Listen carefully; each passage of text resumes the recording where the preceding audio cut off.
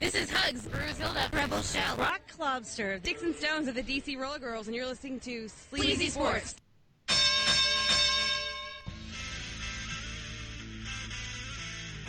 most amazing, sensational, dramatic, heart-rending, exciting, thrilling finish in the history of college football. You believe in miracles? Yes! Down goes Frazier! Down goes Frazier! Live from the basement capital of the world, it's SLZE Sports. It's one of those things that sucks you down into this giant tornado of awesome, Bringing you the sleaze to the stellar and everything in between. Go crazy, folks! Go crazy! It's a home run! With your hosts, Coach Scott, Zoe, Dean Ash, and Sweet Lou. I don't believe what I just saw! I don't believe what I just saw! It's time to tear apart the sports world and...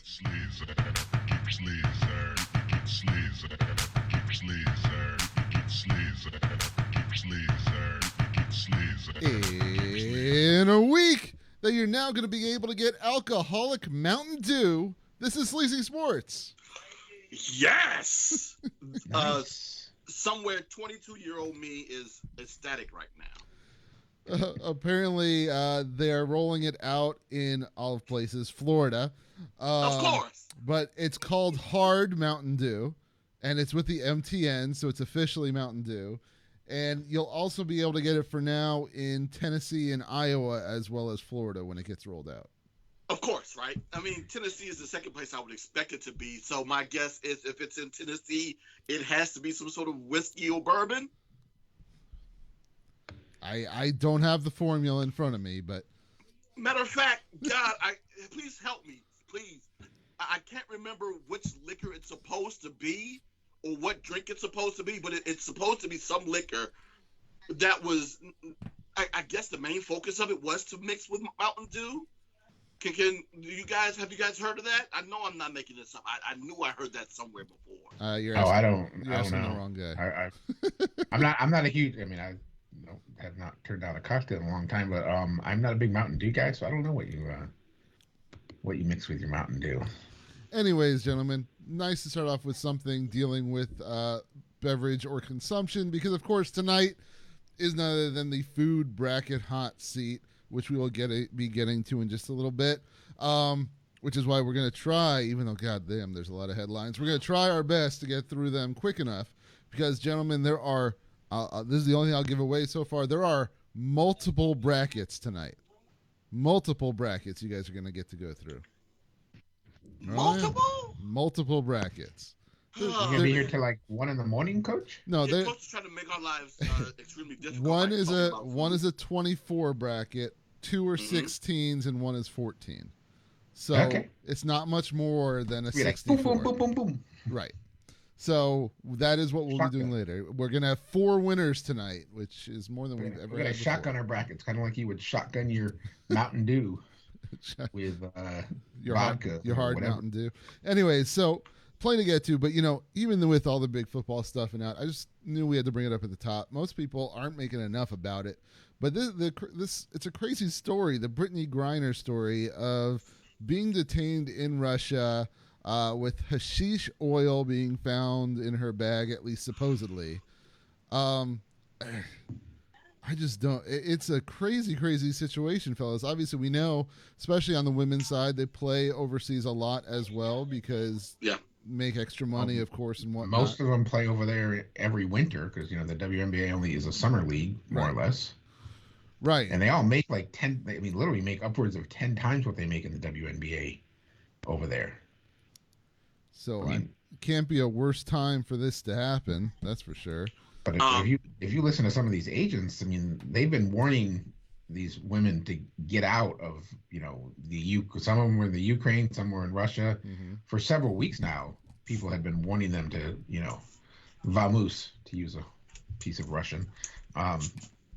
And clearly Brittney was one of the last to heed the warning. And I mean, I don't know. I mean, I don't doubt she might have had something on her, but like something what sounds as innocuous to most of us as hashish oil. I mean, it's like something you vape with. But she could clearly, because she's such a high-profile person, could they use her as a bargaining chip? Unfortunately, it sounds like they could. They potentially could. God, to what degree? I'm still trying to figure out exactly where. But yeah, that's a concern of mine, this entire situation. I don't necessarily want to speak too much on it because I don't know exactly, because it being that it's an ongoing situation, they still haven't revealed all of the details to this particular case. But based upon what we currently know, my concern is, and again, like you said there, Coach, it's alleged that she had this hashish oil on her. I don't know. Just know the laws. Right. Wherever you're going, know the laws. That's all I can say. Yeah, and obviously, SLZE Sports not here to create an international incident. So, obviously, we're interested to see how. Man, bring it on, man. I've watched enough Hulk Hogan wrestling back in the day to know how to deal with Nikolai Volkov. I am fine. Matter speaking of, did you see the Iron Sheik's tweet about Russia? No, but I'm sure it was a great one. Oh, it's always epic. If you're not following the Iron Sheik on Twitter right now or at any point, please go follow it. And I'll say this: he latents a lot of his tweets were F-bombs. That's what makes it even it's always an F-bomb in all caps. That's what makes it so entertaining. But yeah, he basically said, what in the Nikolai Volkov is going on here, Russia? What is wrong with you? Yeah. But yeah, anyway, so we'll see how that. Obviously, we'll be keeping our eyes on that to see what happens there. Also, something that didn't get a lot of attention, but I thought it was interesting that came out. The IPC, better known as the International Paralympic Committee, has now banned Russian and Belarusian athletes. Probably not a big surprise, even though at first they weren't fully, banned. They were just there was some small thing where they obviously almost like the ROC where they couldn't compete for Russia. But now they've completely banned them. I just kind of wonder, is there any chance that the IOC would follow what the Paralympic Committee did? Well, I mean, we don't have another Olympics for 3 years, so who knows? But I also saw that didn't FIFA suspend the Russian national men's team from World Cup qualifying? Because they were supposed to be playing matches this winter and spring as part of qualifying for isn't the men's World Cup is this summer? Correct. In Qatar. Qatar, which is another geopolitical ridiculousness, how that's been allowed to happen. And they were supposed to play against teams in Europe because they are part of a European group, or however the groups work. And some of these countries are like, well, we're not playing against the Russian team. We're certainly not sending our athletes to Russia if it's a home game for Russia. And I think FIFA, at first being like, oh, we'll let them, basically they were going to pull a IOC and say, well, we won't let the Russian team play, but we'll let the soccer players from Russia play under the players from the Russian Federation, like BS. They were basically going to let them play anyways. And then they finally, I think, got so much pressure on them that now they're not going to let them. They basically said, well, you ain't going to the World Cup. Yep. Well, based upon what I saw, there are at least 35 different sporting organizations that have banned teams from Russia, and I'm trying to remember what it's Belarus, because Belarus is much like the Ukraine, a former Soviet state that when they broke up the Soviet Union got its quote unquote independence, but they are basically a territory or a state of or puppet of the Putin regime. So moving on, because obviously it's all geopolitical stuff that we can talk about some other time. Let's talk about sports in this country. And, to almost quote Darkwing Duck, let's get dangerous. Right, D? Denver sure listened. When there's trouble, you call GW, or in this case, RW, right? Right. Because the Denver Broncos made the trade. Everybody was waiting to see where chips would start to fall, and obviously they've been falling ever since this one happened. But in it, the Seattle Seahawks, of course, sent Russell Wilson and a 4th-round pick to Denver. Denver, on the flip side, sent 2 first-round picks, 2 second-round picks, a 5th-round pick, along with quarterback Drew Lock, tight end Noah Fant, and Shelby Harris, all to Seattle. By the way, is Shelby Harris a starter? I don't know enough about. Because did they actually send 3 starting players? That was my only question. I mean, I guess. Well, is Drew Lock a starter? Well, Teddy is he was going to be, I mean, he's probably number 1 on the depth chart right now because Teddy's a free agent. So Teddy Bridgewater, I know, was probably he started some games. He has started many games for the Denver Broncos in the last 3 years. Well, I mean, Teddy Bridgewater is a free agent. So I think if you had looked it up 2 days ago, he was probably number 1 on the depth chart. Well, probably the off season. So. Last year, Shelby had 49 tackles, 6 sacks. So I mean, he's clearly a guy that gets some playing time. Yeah. Yeah. So wow, so that's 8 assets, but I also feel like this kind of sets the, we keep hearing so much about what is the Deshaun Watson asking price, and they talk about 5 first-rounders. And I guess this wasn't 5 first-rounders, but Russ also isn't the same age as I guess Deshaun, but it's quite the haul. But hey, as you said in the rundown, Coach, you want to compete against Patrick Mahomes, Justin Herbert, and Derek Carr, then is that by far the best quarterback division now in the league? Yes, easily. Yes. And to answer your question there, Coach, yes, Shelby Harris was the starting defensive end before. I'm sorry, Lou, that was your question. Yeah. He was the starting defensive end for the Denver Broncos. So, I mean, that's quite the. But Seattle's got to rebuild. They do. And now they're in full rebuild, also because they released Bobby Wagner as well. That's a cap thing. I mean, we're going to see that over the next couple of weeks until the league year starts. We're going to see these guys released here and there because people are trying to make space under the cap. You're going to see a lot of veterans. There was some big name released by the Cardinals I saw just went by the ticker today that I thought was a fairly big name, and I just escaping me. And I know you have probably other cuts listed, or you have a lot of guys tagged. Yeah. On our list here. Yeah, I tried not to go crazy with stuff because I knew there was so much going on, but I also knew we had so much to get to tonight. But I mean, it's a huge. I mean, this is one of the biggest trades in NFL history. I don't know any other way to try not to make too much hyperbole, but this is a Pro Bowl. I think does Russ have at least one All-Pro on his resume? Quarterback. I don't. Super Bowl winning, 2-time Super Bowl participant. And, I mean, like we said, nothing was going to happen until those first 2 dominoes fell. These were the biggest dominoes in the quarterback carousel that D had us talk about. He was a one-time second-team All-Pro.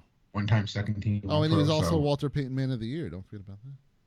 So, when we talk about top 5 guys in the league, who is truly in that quote-unquote elite, club, I mean, I think Russell gets talked about quite often. But it also... more and more the last year and a half sounded like he was done with the Seahawks. Like he had had enough of what they were trying to do there, and they probably might have had enough of him complaining. Yep. But yeah, it'll be interesting to see how that plays out. But Denver's got their guy once again, and at least that's one that we definitely called. We said it was going to be free agency for Denver, and sure enough. There you go. But I don't know what Seattle. I mean, Seattle now has the 9 pick because that was Denver's pick. Correct. So does Seattle just? I mean, I don't even know who the backup is in Seattle. Like, do they go sign like a Trubisky or a Teddy or something to take over the shop for a couple of years and draft one of these guys with a 9 pick? Or well, supposedly the Giants are trying all they can to get Mitchell Trubisky, whatever the hell that means. Yeah, I don't know. That seems the weirdest thing I've ever heard. Well, yeah, I guess the coaches there loved him as Josh Allen's backup in but anyways, in Buffalo. Let's talk about a player that I know Sweet Lou loves. And Aaron Rodgers signed the biggest contract in NFL history to stay with the Green Bay Packers for 4 more but he years. didn't, coach. He just asked. They don't him. say allegedly. Yeah. So okay, Yeah, he allegedly allegedly signed a 4-year, $200 million contract to stay with the Packers. And also, I know I flip-flopped a couple times on what I thought he would do, but it is what I said at the very beginning of the football season where everybody thought he was gone, that I thought he was going to stay. And he ended up staying. But it's a big contract. Allegedly. And if it's allegedly correct, it's also $153 million guaranteed. Yeah. Yeah, I mean, just because like 40 or 50, journalistic outlets have reported those numbers, But Aaron says they're all wrong, because only he and Pat McAfee know the truth, because the truth is out there. I mean, they're like the Mulder and Scully of the NFL world, McAfee and Rodgers. Well, I mean, they are the truth X-Files, is out I there guess. somewhere. Yeah. The truth is out there somewhere, and Rodgers and McAfee will let us know. When of course as soon as the one of them comes with a cure for COVID, I guess too. And of course to make Aaron happy, they also tagged Devontae Adams in the process. Well, I think that was going to happen no matter what. I mean, they would have been stupid not to. But I mean, I'll give credit to the Green Bay, front office and brass. I mean, they did a lot of work over the last year to, mend fences with Rodgers and do what all of us thought was the only reasonable thing from their standpoint. I mean, anytime I thought he was going to leave was because I thought that's what he wanted to do. If you'd ever asked me what I thought Green Bay needed to do or should do, it was always, you hold on to this guy. He's the best quarterback you're ever going to see in that city. And that includes, Bart Starr and Brett Favre. Yeah. Well, yeah, in fact, when we did our best worst, I'm pretty sure you guys had Aaron as the top best quarterback ever with the Packers. So, I mean, already there and his career's not over. And obviously, even though they tend to lose in the playoffs, it gives them at least a few more years to try. And they got 4 more. I mean, if it really is a 4-year contract, they got 4 more division titles and 4 more playoff losses before the Super Bowl coming in. And all to San Francisco. Huzzah. And all to San Francisco, I guess. He always loses. He's lost to other people, but yeah, he loses to them quite often. And also, so along the lines of getting re-signed, the LA Chargers re-signed their big wide receiver Mike Williams, 3-year, $60 million to Mike Williams. $20 million annually for That's a lot for a number 2. For a number 2, yeah. I mean, Keenan's still number 1 there. That's a lot for number 2.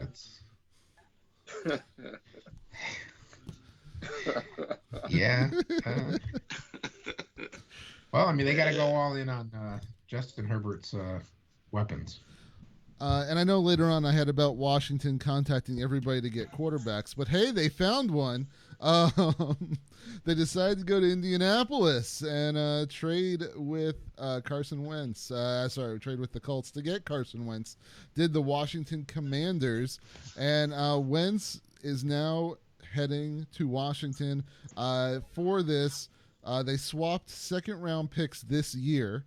So Washington sent their second, but the Colts get Washington's second this year. Obviously, Wentz is going to Washington with his full contract. The Commanders are picking up the entire contract that Wentz has. And then it was 2 third-round picks this year and next going to Indianapolis for Carson Wentz. Yeah, but to that, though, their coach, yes, they have to pay that $5 million bonus that he's going to receive, I think, Friday, which is like, why don't you wait until Friday to see if he gets cut before that $5 million bonus is being paid out so you can keep that $5 million? But it is what it is. But they also have the ability to cut him at the end of the season without a cap hit if it doesn't work out for them in the season. So technically what you're doing is you're giving up 3 third-round picks for a guy who was a fringe MVP candidate at one point in time 5 years ago. Now, if you know me, you know I don't care about what someone has done in the past. What have you done, or what are you going to do for me currently? So based upon his numbers that he placed up last season, they weren't astronomical, but they weren't horrible. And didn't he go like 27-7? He did, right? Touchdowns and interceptions? Yes, but what you're hoping now is that the Washington Commanders not can bad. go ahead. It's not bad, right? And sadly enough, one of those touchdowns came late in the fourth quarter against the Jacksonville Jaguars when they were down big in that game that they needed to win to move on to the playoffs. But I digress, because it's also not all his fault why they lost that game too. It's kind of hard to throw passes when you're on your back and you're sacked 6 times. But the Commanders and about to call him Rex Ryan. Ron Rivera. Yes, thank you. I knew it was alliteration and I knew it was ours. Rob Rivera basically and the Washington organization paid themselves into a corner when they made it known to everyone in the world who was listening that they were willing to trade anything, well, not anything, but whatever they had were willing to give for a veteran QB. So when it didn't work out with Aaron Rodgers and then when it didn't work out with Russell Wilson, who did not want to come to Washington, he made that known. They decided to go, I guess, with the best name on their list that was available, that they were willing to give up assets for, and that was Carson Wentz. Now, the question is whether or not this dude is going to play well in this system. I don't have the energy and the wherewithal to get excited or get angry about this deal as of right now. It is what it is. I'll wait until the season to see exactly how this plays out. If I've been waiting for 30 years, what is another season? Well, and it's going to be interesting because obviously not only does Wentz play Philadelphia now twice next year, they actually travel to Indianapolis next year too. Yeah, right. And of course, I've seen a lot of messages and posts about the Eagle fans being highly excited about this deal. But I also will say this is the 10-year anniversary of what I like to call the dagger in the Washington organization's hopes throughout the past 10 years, because of course this is when they traded that hole to the St. Louis Rams for the number 2 overall pick, which led to, of course, one Brittle Bob, aka Robert Griffin III, because you guys all know that I refuse to refer to him as RG3. only dynamic players get nicknames. So then, obviously the franchise tags, as you mentioned, that we had them down, at least the ones I had at the time that I wrote this down.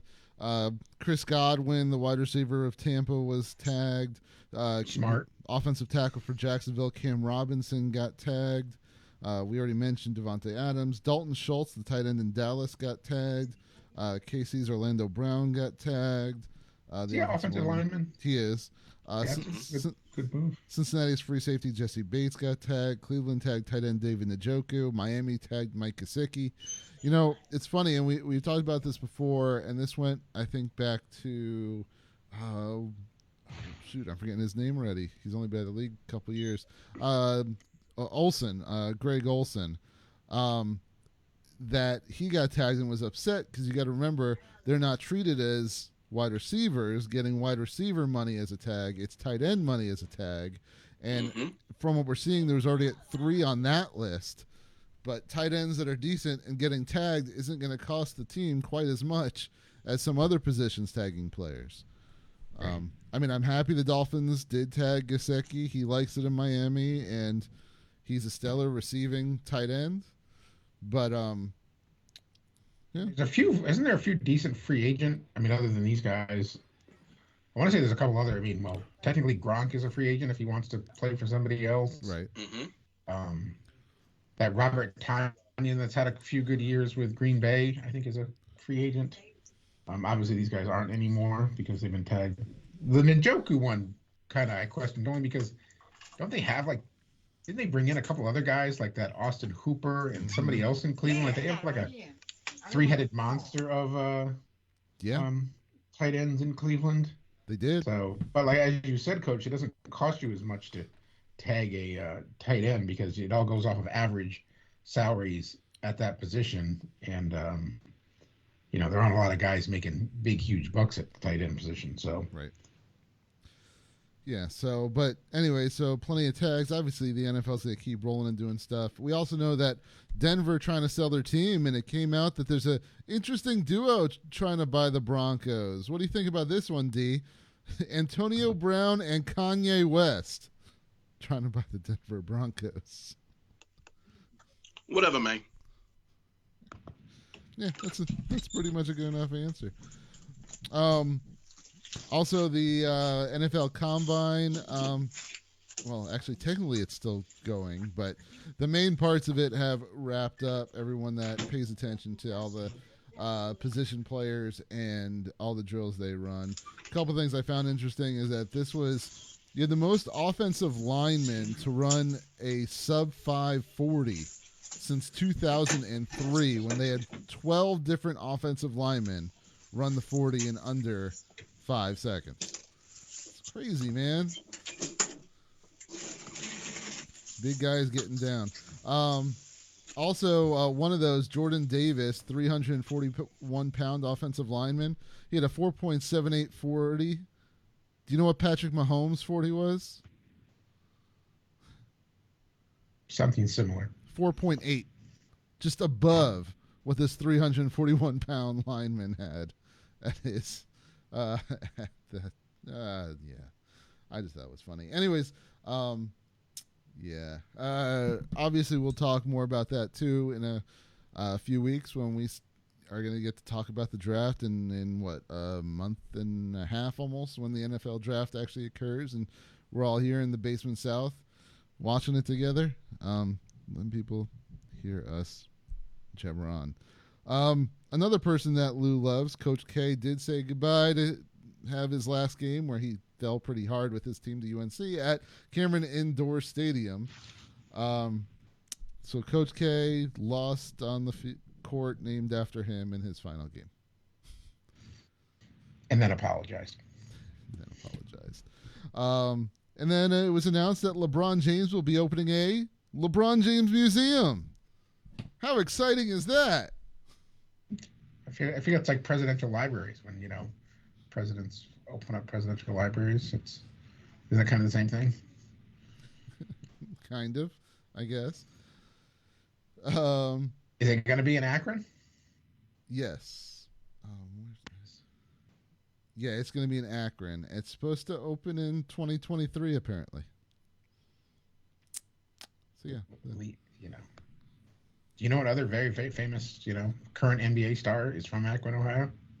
Who's that? Steph Curry was born in Akron, Ohio. Nice. Let's see. I wasn't talking about the bet because I'm pretty sure that's going to be talked in our sleeves. Or not the bet, but Calvin Ridley. Banned for a season. There goes one of my trades in my league. So also, Lou, I don't know if you saw, but Syracuse guard Buddy Boeheim has now been suspended for a game. Oh, no, I know. I mean, I can talk about that if you'd like. We don't have to delve on it too much, but he, punched a Florida State player in the stomach. He didn't really punch him, but yeah, whatever. Yeah, no, he struck the Florida State player, even though Coach Hamilton said it wasn't a punch. The player said it wasn't a punch, but there was only really one person who said time and time again, it's a punch, it's a punch. And like 5 minutes later in the game, they kept showing replays of it. And that was, the lead attorney for Duke University, who was like, oh, well, let's get the only first team all ACC guy out of the game that Duke has to play against next. And that, of course, is Jay Billis. Jay just couldn't let it go. So, yep. I mean, literally, Coach Hamilton in his post-game press conference was like, yeah, I wouldn't characterize that as a punch. And then the poor kid who must have gotten inundated on his, social media, because he's 20 years old, and what do kids on social media do? They post videos, posted like a 5.5-minute video talking about, he's like, listen, I've been punched in the face in games. That wasn't a punch. I don't think you should be suspended, but, we got it because Coach K's, farewell tour chapter 1 was ruined by UNC, so chapter 2 has to be Coach K has to win the ACC tournament.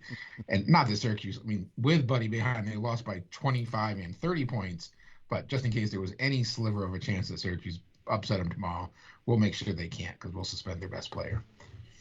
Okay. So moving away from that, and he wanted to bring it up. I know. From Gillis made sure that There's an interesting stat from the hockey world this week. I don't know if you guys saw this, but for the first time this season, Sidney Crosby, Evgeny Malkin, Alex Ovechkin, and Patrick Kane all scored goals on the same day.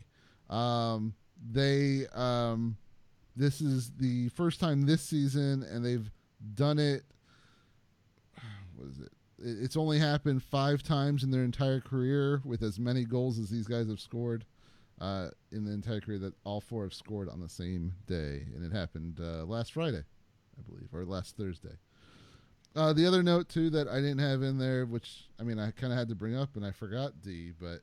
It's time! It's time! It's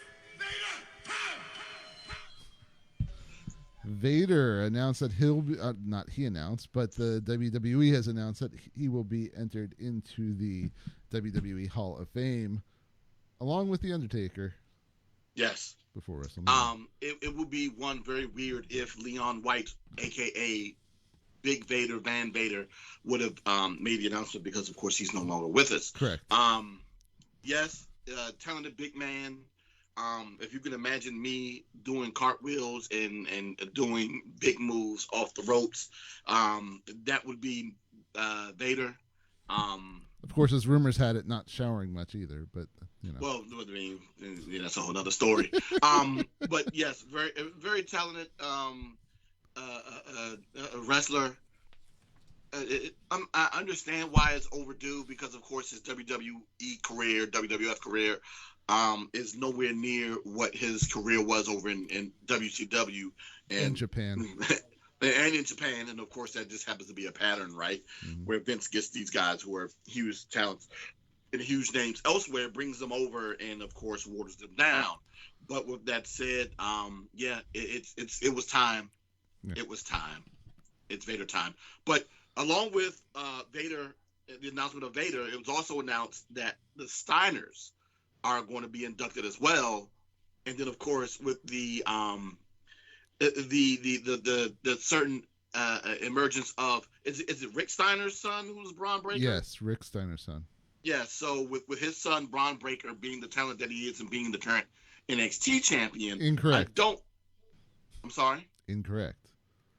What do you mean incorrect? He lost it last night. He lost it last night? Yeah. Wow, that I did not know. Who did he lose it to? Dolph Ziggler. He lost to the Dolph, so they gained him. Wow, that's interesting. Oh, that's another conversation, because I don't want to nerd do out any more than what we currently are. But yeah, with Braun being a recent champion and the talent that he is, I wasn't expecting anything less than to have the Steiners inducted. Again, another tag team that is deserving of this honor. And then I saw something else that leaked that said that one Sid Vicious is also a potential inductee to the Hall of Fame this year as well, which means that it's going to be a bunch of characters involved.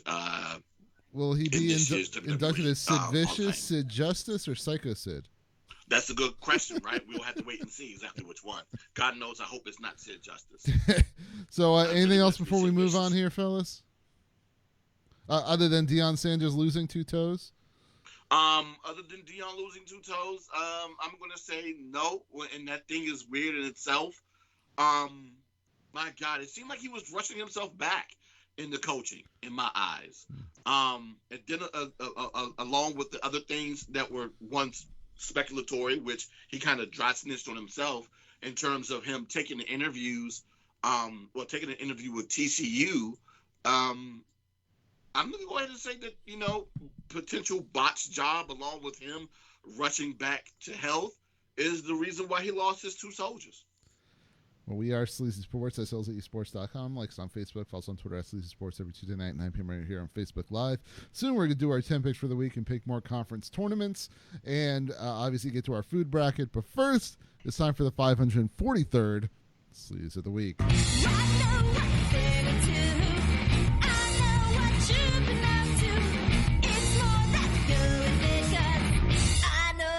Dirty little secret. All right, we had a few. The first one I posted, of course, is about Coach K's last game. So, I don't know if you saw this, but, after such a big deal was made about handshake lines with the Juwan Howard situation a few weeks ago, after, Carolina didn't get the memo about following the script of laying down and losing to Duke in Coach K's last game.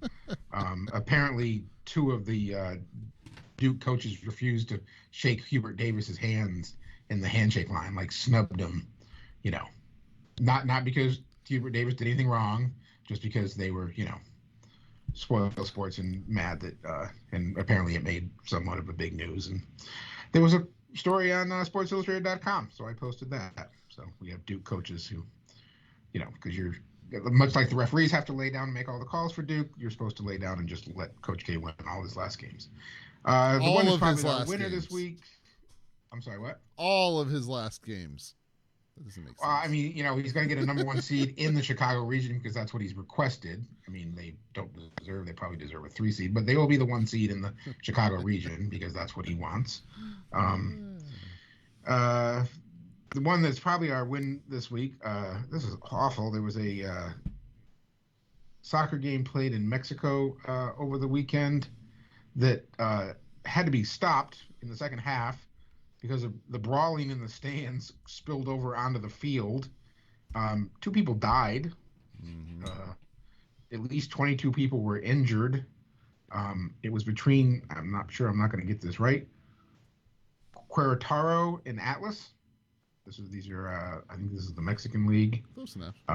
But yeah, a horrible situation. You can find videos of people like dragging people onto the field, ripping their clothes off and beating them. It's awful. Yep. But dude, it's a soccer game, man. And then the Calvin Ridley situation, man. I'm sure most of our listeners and viewers have already seen this news. It broke a couple of days ago. So as most people know, Calvin Ridley had been suspended, or not suspended. He had taken a step away from the NFL mid-season this year. He basically put out a lot of information that for his mental health, he needed some time away from the game. I think this was mid-October. He took some time away, and he didn't play the rest of the season for the Atlanta Falcons. And then it came out this week, and the NFL jumped on it immediately that sometime in November, he placed, I think they said it was 3 or 4 bets, parlay bets. People that don't know what parlays are, you pick a bunch of teams to win, and all of them have to win for your parlay to hit. They were, I think, all on NFL games. The Falcons were some of the teams he picked to win. He never picked them to lose. He made mention on his social media that he only bet $1,500, which I'm sure to Calvin Ridley is not a lot of money amount he makes. But they've suspended him for at least a year. They said he is actually suspended indefinitely, at least 1 year of the entire 2022 season. I know a lot of people have, talked about how, people that have, domestic abuse people like Adrian Peterson were suspended 2 games, 5 games, but hell, you bet, legally bet money on things and you get suspended for a whole year because as we all know, the NFL when you're not playing in the game. Yeah, with a game you did not play in, had no chance to throw the game. There was no integrity issue here. You can't, I know we make jokes about Pete Rose, but, Pete Rose bet on games that he was actually the manager of and could have affected the outcome of. Calvin was nowhere near the field and bet on these games. But as we all know, the NFL and most sports leagues are now so far in bed with gambling operations like FanDuel and DraftKings and everything else that they can't even risk those relationships because it's billions, not millions with an M, but billions with a B on the line, that we're going to suspend one of our bright young players who might or may not have mental health issues a whole entire year.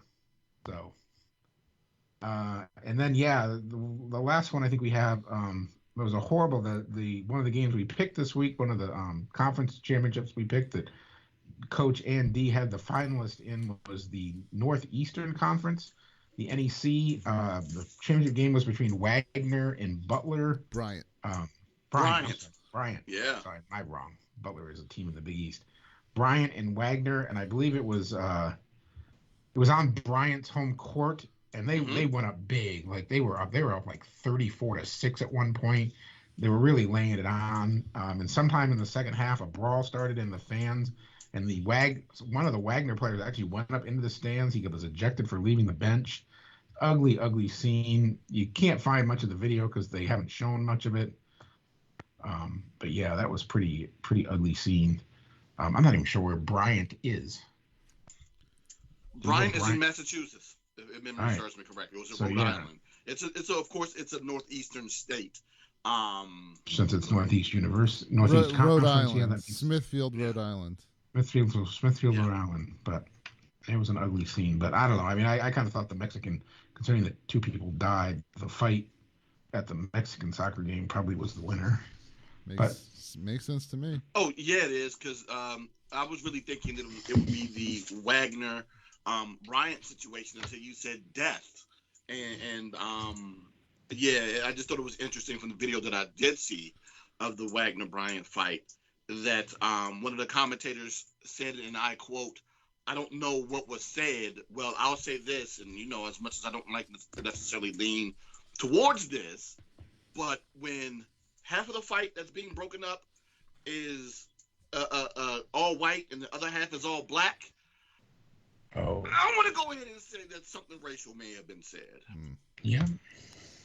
All right. Well. I gotta want to be wrong. I want to be wrong, but I'm just saying that's the way it looked to me. But I also know that, of course, a lot of the current students there at Bryant are of the Caucasian persuasion. So, yeah, I get that, but yeah, it just happened to be weird that all of the black Wagner players were being held back, and assistants. That's the other thing too. It was some guys that were on the staff that were being held back too. Well, I guess congratulations to the Mexican soccer fans.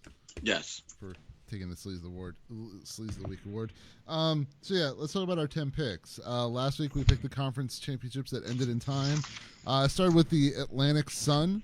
The Ace Sun, Bellarmine won, the number 2 seed there.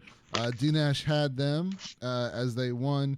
For me, Liberty got knocked out in the semis by Bellarmine, and Jacksonville State lost to Jacksonville in the semis, so Lou picked the wrong one there. But because he mentioned he didn't know which Jacksonville to go for.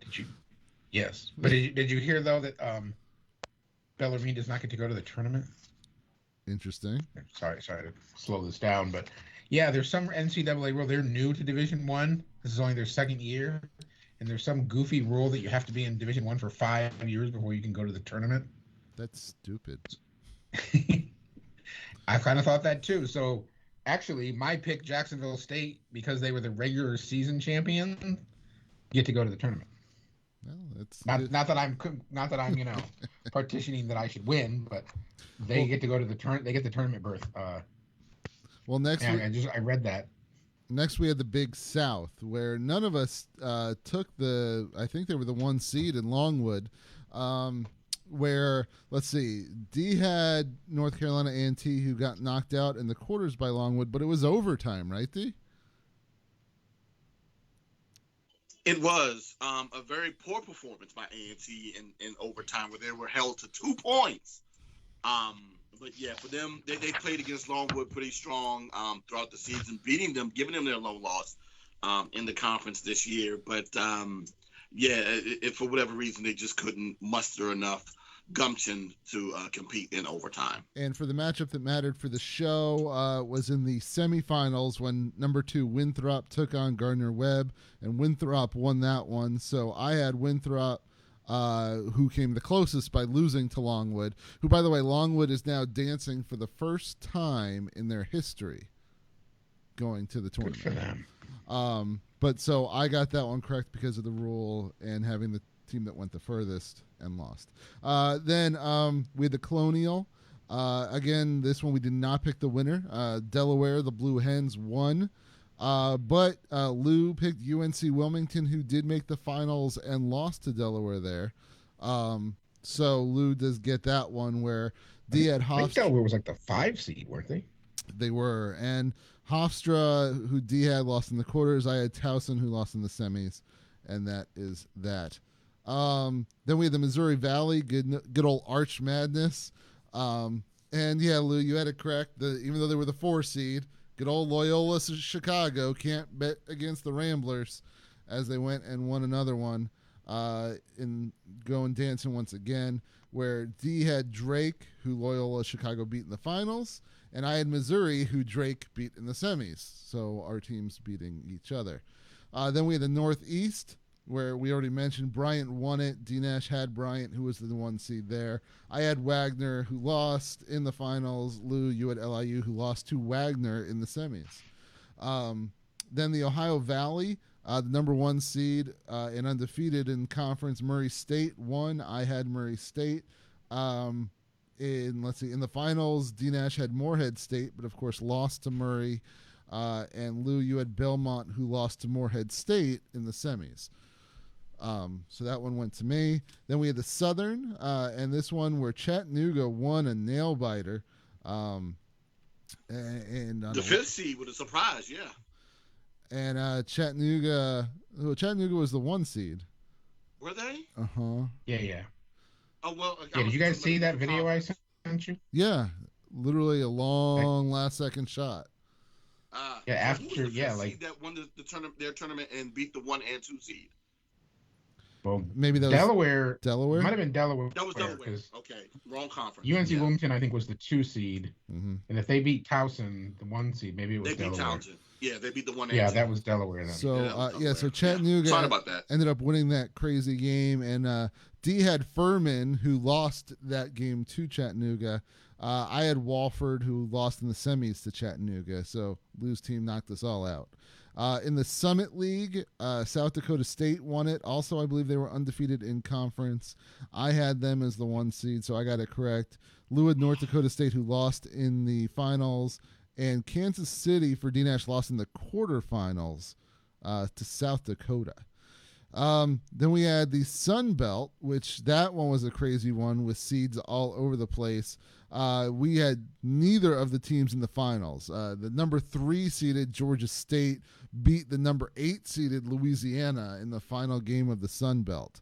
For us, let's see. Lou had Texas State, who got knocked out in the quarters, so it came to the semifinals where D had App State, the 2 seed, and I had the 4 seed Troy. Both lost in the finals, but by rule, the lower seed lost in the same round, so I get it with Troy in the Sun Belt.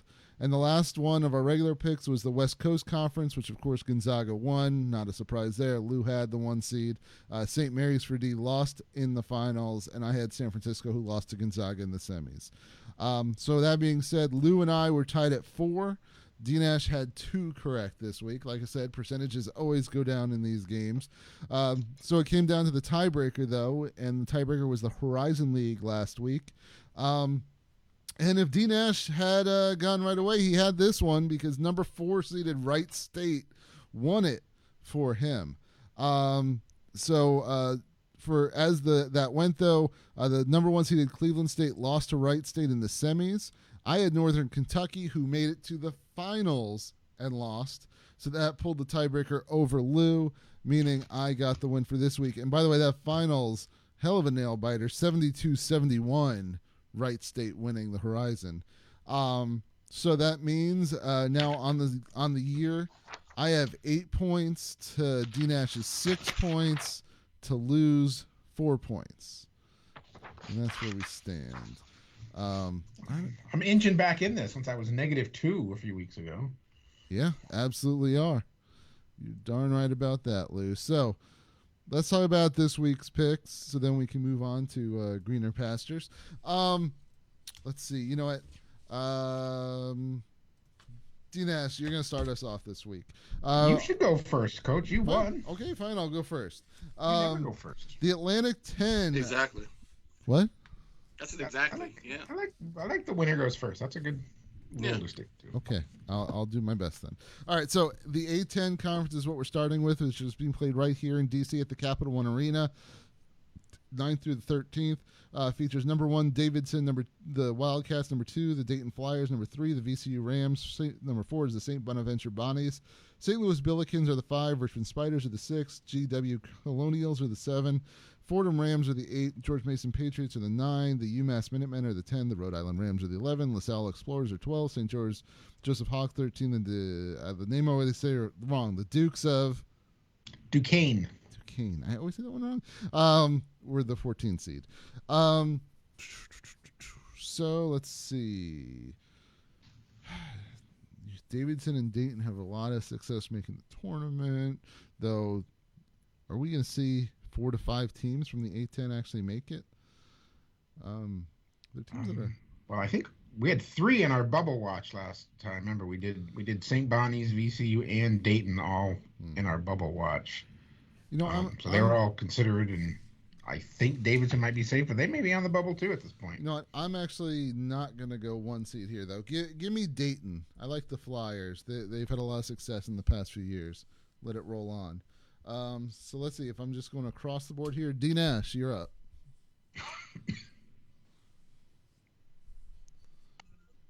Wow, let me go ahead and figure it out. You took Dayton. Let me go ahead and take Davidson then, since you left the 1 seed open. Lou? I'll take the Rams down the road in Richmond there, VCU. All right, so you're taking VCU. All right, so then our second pick is the ACC tournament. Number 1 is Duke, 2 is Notre Dame.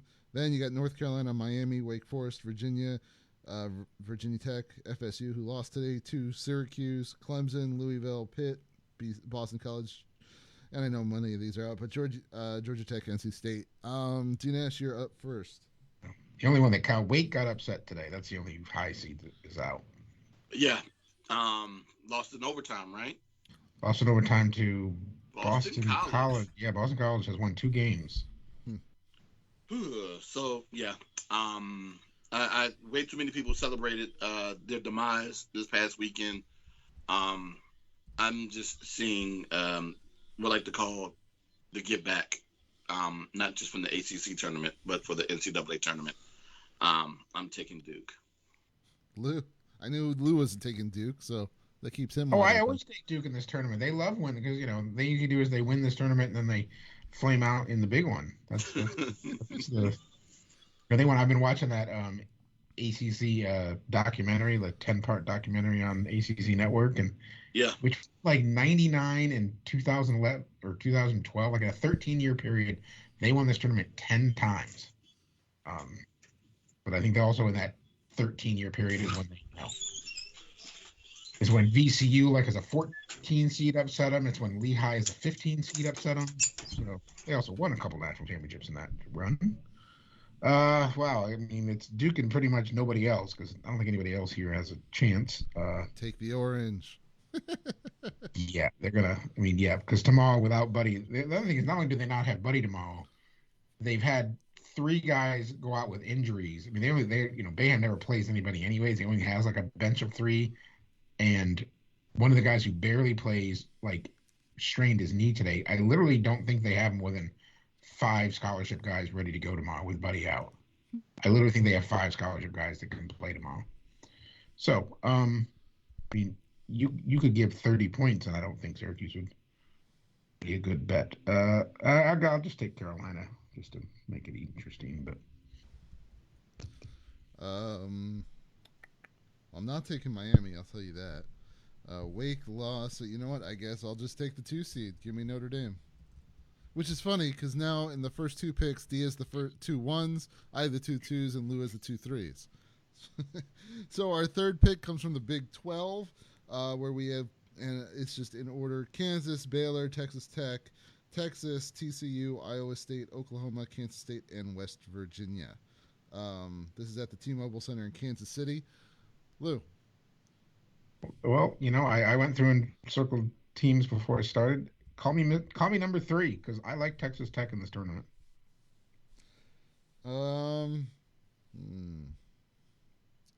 Thing is, Kansas has won, but I think the 2 times I picked them, because I remember saying the Rock Chalk Jayhawk, they lost both times. So it doesn't give me a whole lot of hope that they win it all. So you know what? I'd hate to say call me deuces, but give me Baylor. So you painted me into the number 1 corner, which means I'm going to take the number 1 team again. Okay. I like it. This is some consistency here. All right, so our 4th pick is the Big East tournament. This is at Madison Square Garden in New York City. You got the number 1 Providence Friars. Number 2 is Villanova Wildcats. The Yukon Huskies at 3. Then Creighton's Blue Jays, Marquette's Golden Eagles, the Pirates of Seton Hall, St. John's Red Storms, Xavier Musketeers, Butler Bulldogs, DePaul Blue Demons, and the Georgetown Hoyas at the bottom. I don't think Georgetown went 0-19 in the conference. Wow. They went over. You didn't know that, Lou? Well, awesome. sorry guys, I'm Yeah. breaking up this streak here because all season when I've picked them, they've done well. I like Providence, and I know they're the 1 seed, but I think they roll. D? I'm going to take the Georgia. No, I'm not taking Villanova. Lou? Oh, I guess I'm sticking to the script. Well, no, I might take, UConn or, I kind of like Creighton needs wins. Like, they're definitely a bubble team. I think the other 3 are in. And I don't think anybody else. Marquette. I think Seton Hall is definitely in, even though they're the 5 seed. I think Creighton needs wins. Give me Creighton. See, we all finally went off script a little there. All right, so our 5th pick, D, starts with you. It's the Big Ten tournament at Gainbridge Fieldhouse in Indianapolis. In order, you got Illinois at 1, then Wisconsin, Purdue, Rutgers, Iowa, Ohio State, Michigan, Indiana, Maryland, Penn State, Northwestern, Nebraska, and Minnesota.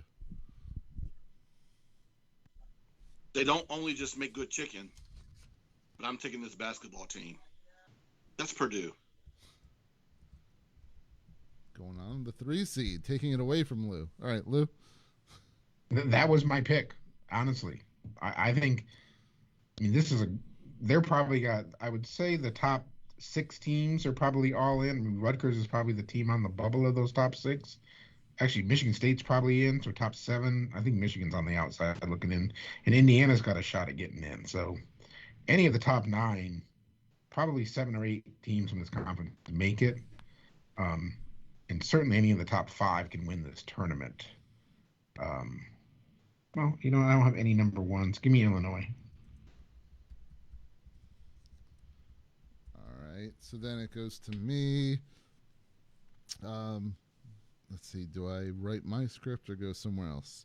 The Badgers are always fun. Yeah, fine. I'll go back to 2 seeds. Give me Wisconsin. All right, so then Lou, our 6th pick of the week comes from Conference USA, being played at the Ford Center in Frisco, Texas. Middle Tennessee's Blue Raiders are the 1. Then the 1 East. The 1 West is North Texas, the Mean Green. Then you got 2s on down. Western Kentucky, UAB, FAU, Louisiana Tech, Charlotte, UTEP, Old Dominion, Rice, FIU, UTSA, Marshall, and Southern Miss. This is me, right? Yep. Yeah, this is one of those conferences where I think there's one team kind of head and shoulders above the rest, and that's the North Texas Mean Green. They actually are probably a good, sexy pick as a giant killer come Selection Sunday when you start filling out your brackets. North Texas Mean Green, if they win this tournament and get like a 13 seed, look for an upset. As much as I'd like to take my old hometown Owls, I don't think that's happening.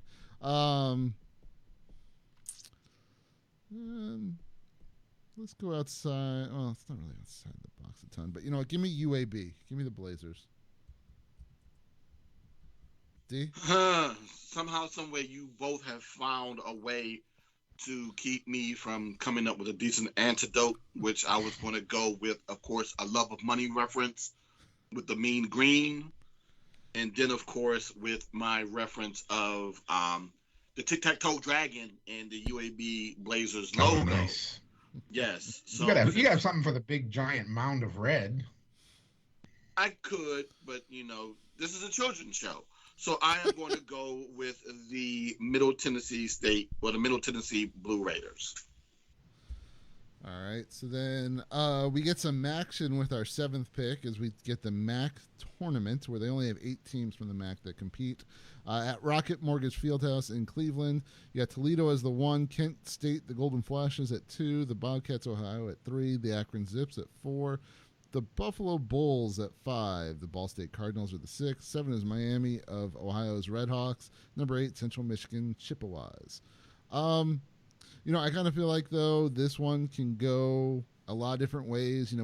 We always see some of the lower seeded teams win some of these tournaments. I think this is going to be a solid tournament. And because I want to see, more than anything, this mascot when it comes to conference tournament time because it's one of my favorite. Give me the A-Aron Zips. Give me the 4 seed to win the MAC. I want to see that kangaroo. D Nash. D Nash. You took the Zips, right? Yep.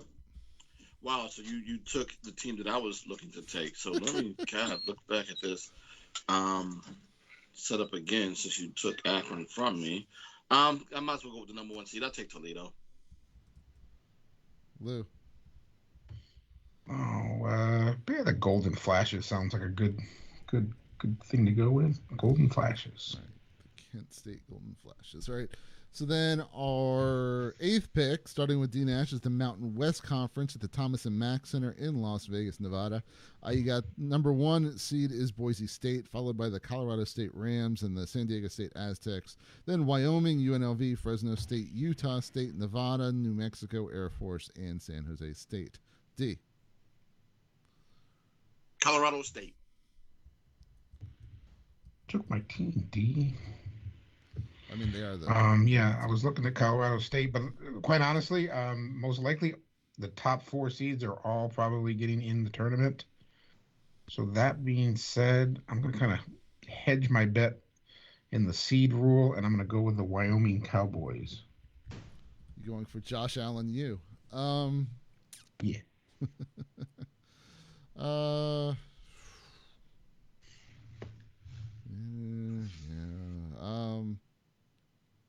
So do I go? Well, I don't think I go UNLV or lower. So in that state, just give me the 1 seed. Let's make Skippy Coolfish happy. Give me Boise State.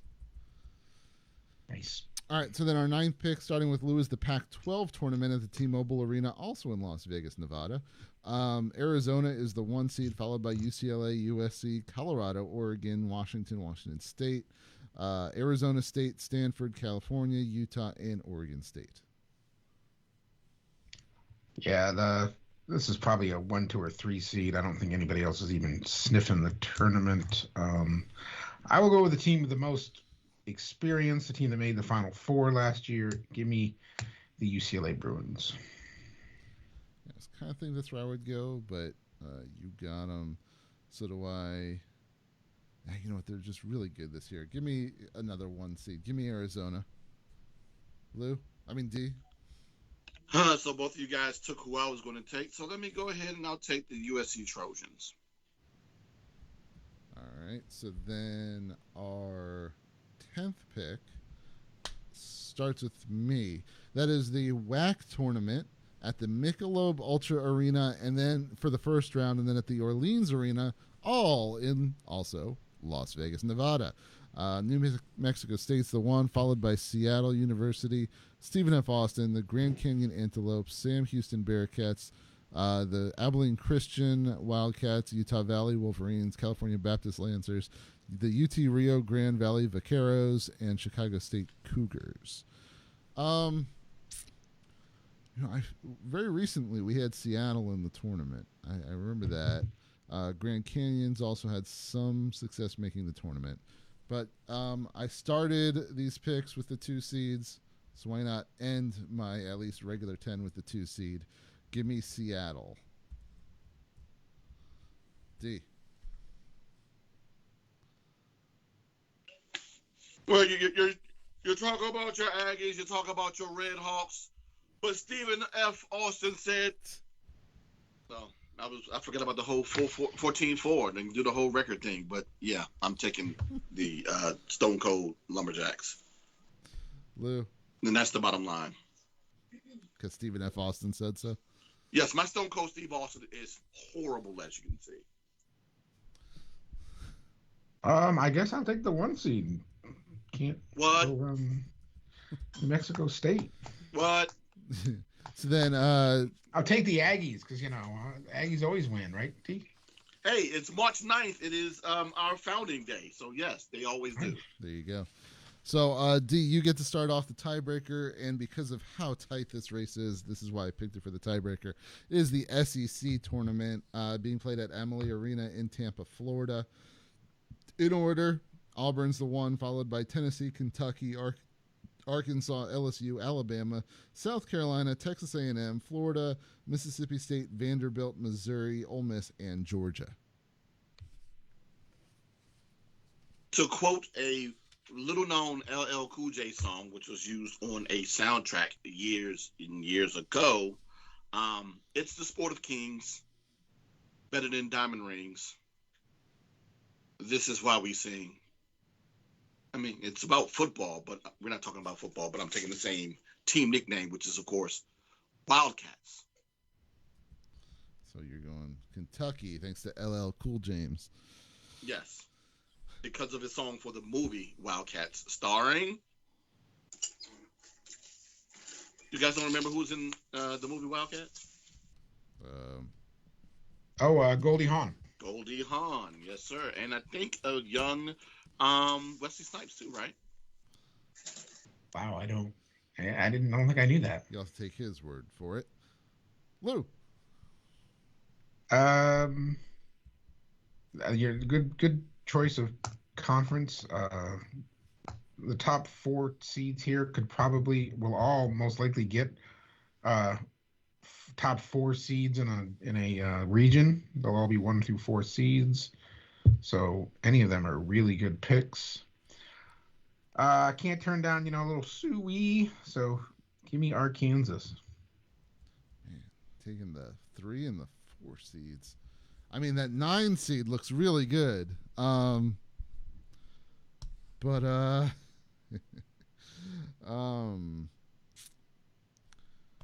guess go big or go home then. Give me War Eagle. Let's go Auburn. Well, there you go. But yes, before we move on, yes, Wesley Snipes was in Wildcats. Wow. Along with his White Men Can't Jump co-star, Woody Harrelson. Interesting. And Nipsey Russell. Nipsey Hussle? Nipsey Russell. I know. I'm going to say that Nipsey Hussle probably wasn't even born in 1986. So we are SLZE Sports, SLZeSports.com. Like us on Facebook. Follow us on Twitter at SLZE Sports every Tuesday night, 9 p.m. right here on Facebook Live. And without further ado, it's time for the 2022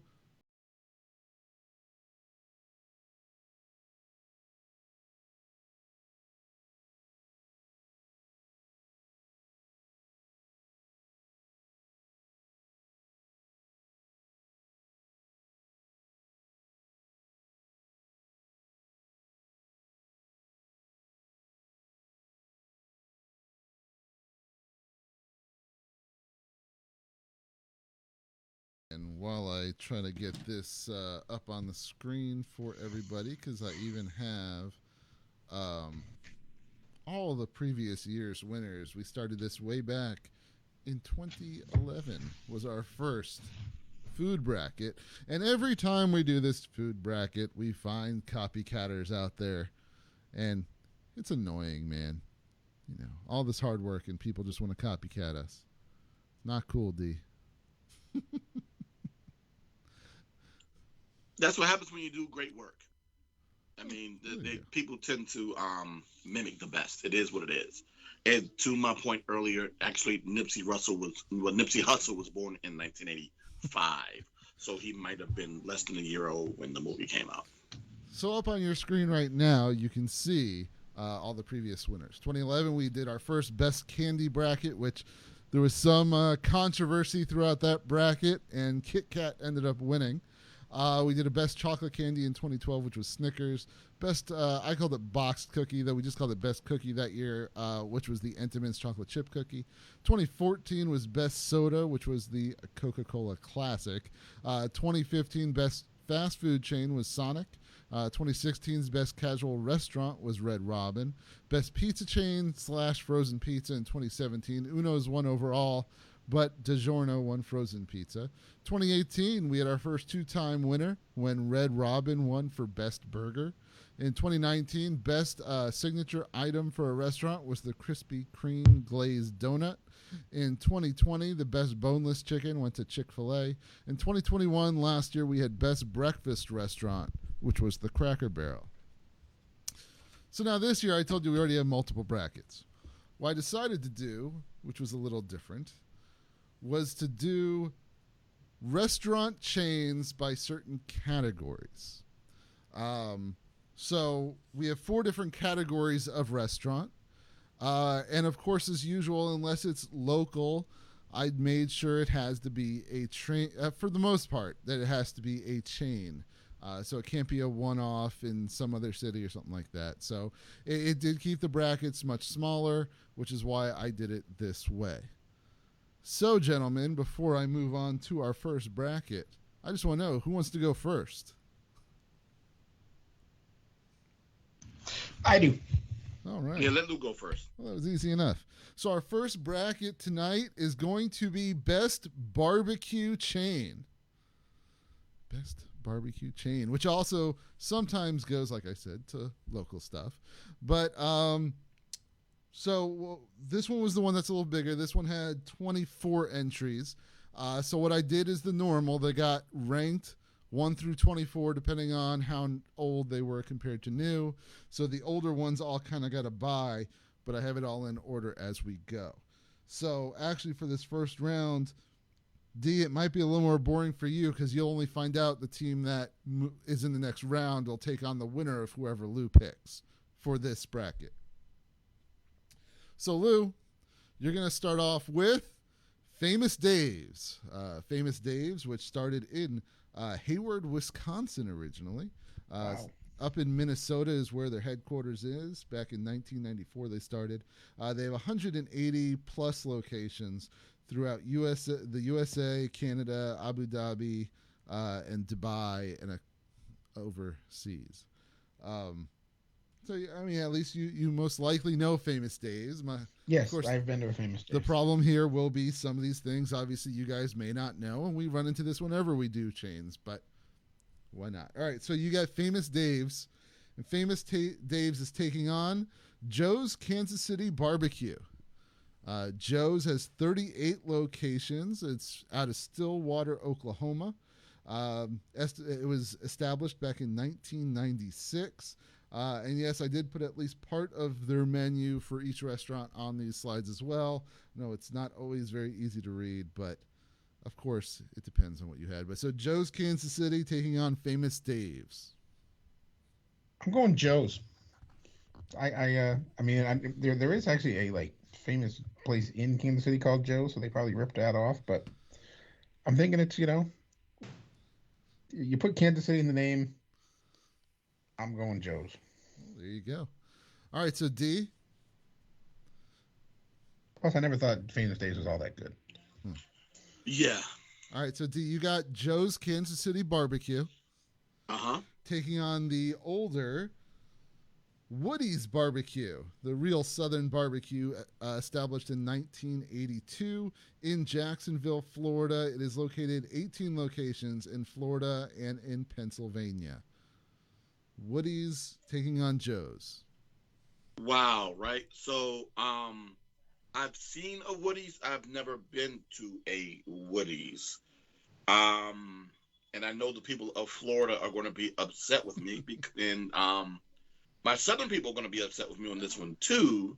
But based upon the pictures, being that I've never been to either one, again, this is solely off the pictures, which is going to be probably a trope throughout the entire bracket tonight. And even though I would say I'm more of a fan of Southern barbecue than I am of Kansas City, I'm rolling with Joe's. All right, so Joe's Kansas City will move on into the Elite Eight. All right, so Lou, you're getting Jim and Nick's Barbecue, started in 1985 out of Birmingham, Alabama. 38 locations in Alabama, Colorado, Florida, Georgia, North Carolina, South Carolina, and Tennessee. Have you ever been to a Jim and Nick's, Steve? I have not, and I'm trying to figure out exactly where a Jim and Nick's would be, even though it's in the states of my second and third homes. So yeah, I've never even seen a Jim and Nick's. All right, so Lou, you got Jim and Nick's taking on one of our local entries, D-City Smokehouse, established in 2011 on Florida Avenue Northwest. in Washington, D.C., obviously. Yeah, I'll give the local guys a shout out. Give it to the local guys. All right. So in that case, Don't know if you guys have been, but yeah, being that they're actually a little bit closer to me than our usual spot, which will probably be on this list, I order from D City Smokehouse quite often. Well, Good stuff. I mean, so D, you're getting D City Smokehouse, and D City is taking on again through the older restaurants, Dickey's Barbecue Pit, established in 1941 in Dallas, Texas. Now has 457 locations throughout the USA, the UAE, Japan, and Egypt. So basically what you're telling me is you're expecting me to pick DC versus Dallas in the situation. Apparently. And I not pick DC in this situation? Yeah, that's not going to happen. Well, I don't like the menu here. I don't feel like it's Plus they got way too many salads. And again, this is one of their pages. I'm sure there's plenty of pages that don't have any salads on them. But all right. Seems like a pretty comprehensive page of all their menu. All right, so D City moves on over Dickey's. Nice. Lou? Good job, D. So we have our first two Elite Eight teams. Lou, you're getting Red Hot and Blue, established back in 1989 in Memphis, Tennessee, though that's headquartered now in Winston-Salem, North Carolina. It has 11 locations still, though there used to be more from what I was reading. North Carolina, D.C., Maryland, Missouri, North Carolina, Texas, and Virginia is its Yep, locales. they have them around here. I've been to one. Been a while, but I've been to one. And Red Hot and Blue is taking on a former footballer's barbecue chain, Billy Sims Barbecue. Started in 2004 in Tulsa, Oklahoma. Now has 45 locations in Oklahoma, Arkansas, Colorado, Iowa, Kansas, Michigan, Missouri, and Texas. I've been to Red Hot and Blue. Did not think it was all that good. This stuff looks really good. I like the menu. I like I like smoked stuff. I'm giving Billy some love. All right. Well, Billy Sims moves to the pick for D. So, D, you now get Billy Sims Barbecue, taking on again, I think, one of our older ones again, Dreamland Barbecue Ribs. Dreamland, established in 1958 in Tuscaloosa, Alabama, now has 10 locations in Alabama, Georgia, and Florida. Is that pound cake? It looks like bread. In the photo? I think that's white bread. It's just this is white bread? That looks like white bread to me. No, well, I mean, Like that, our place gives you white bread too.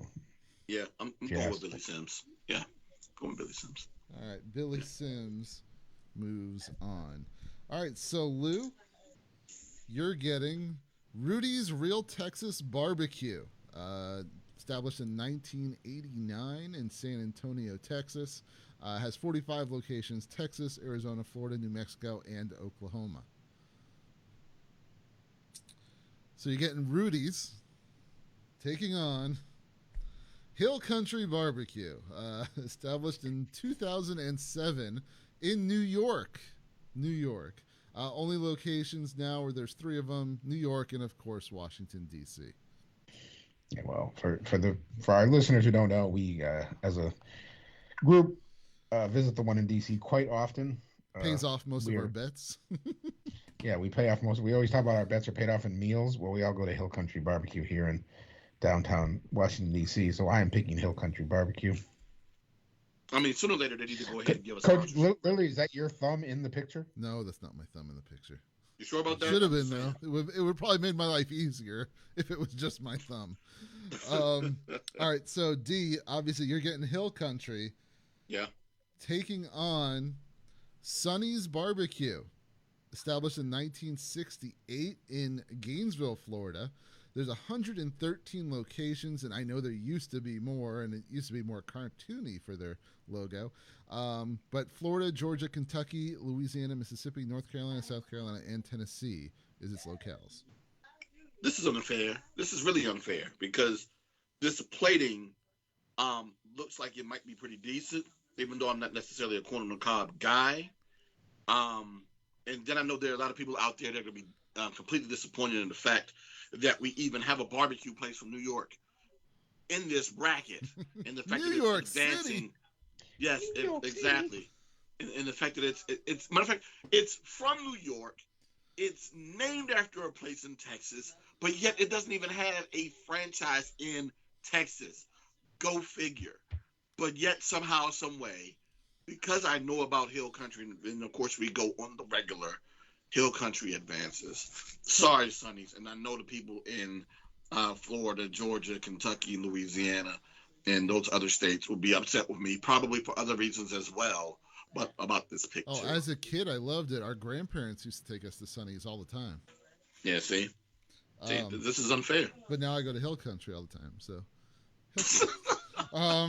So we have our first 4 Elite 8 teams then. So, all right, Lou, we're going back to you, and it's not as big of a franchise as it is really barbecue sauce making company as we end up seeing more because it's on shelves all over the place.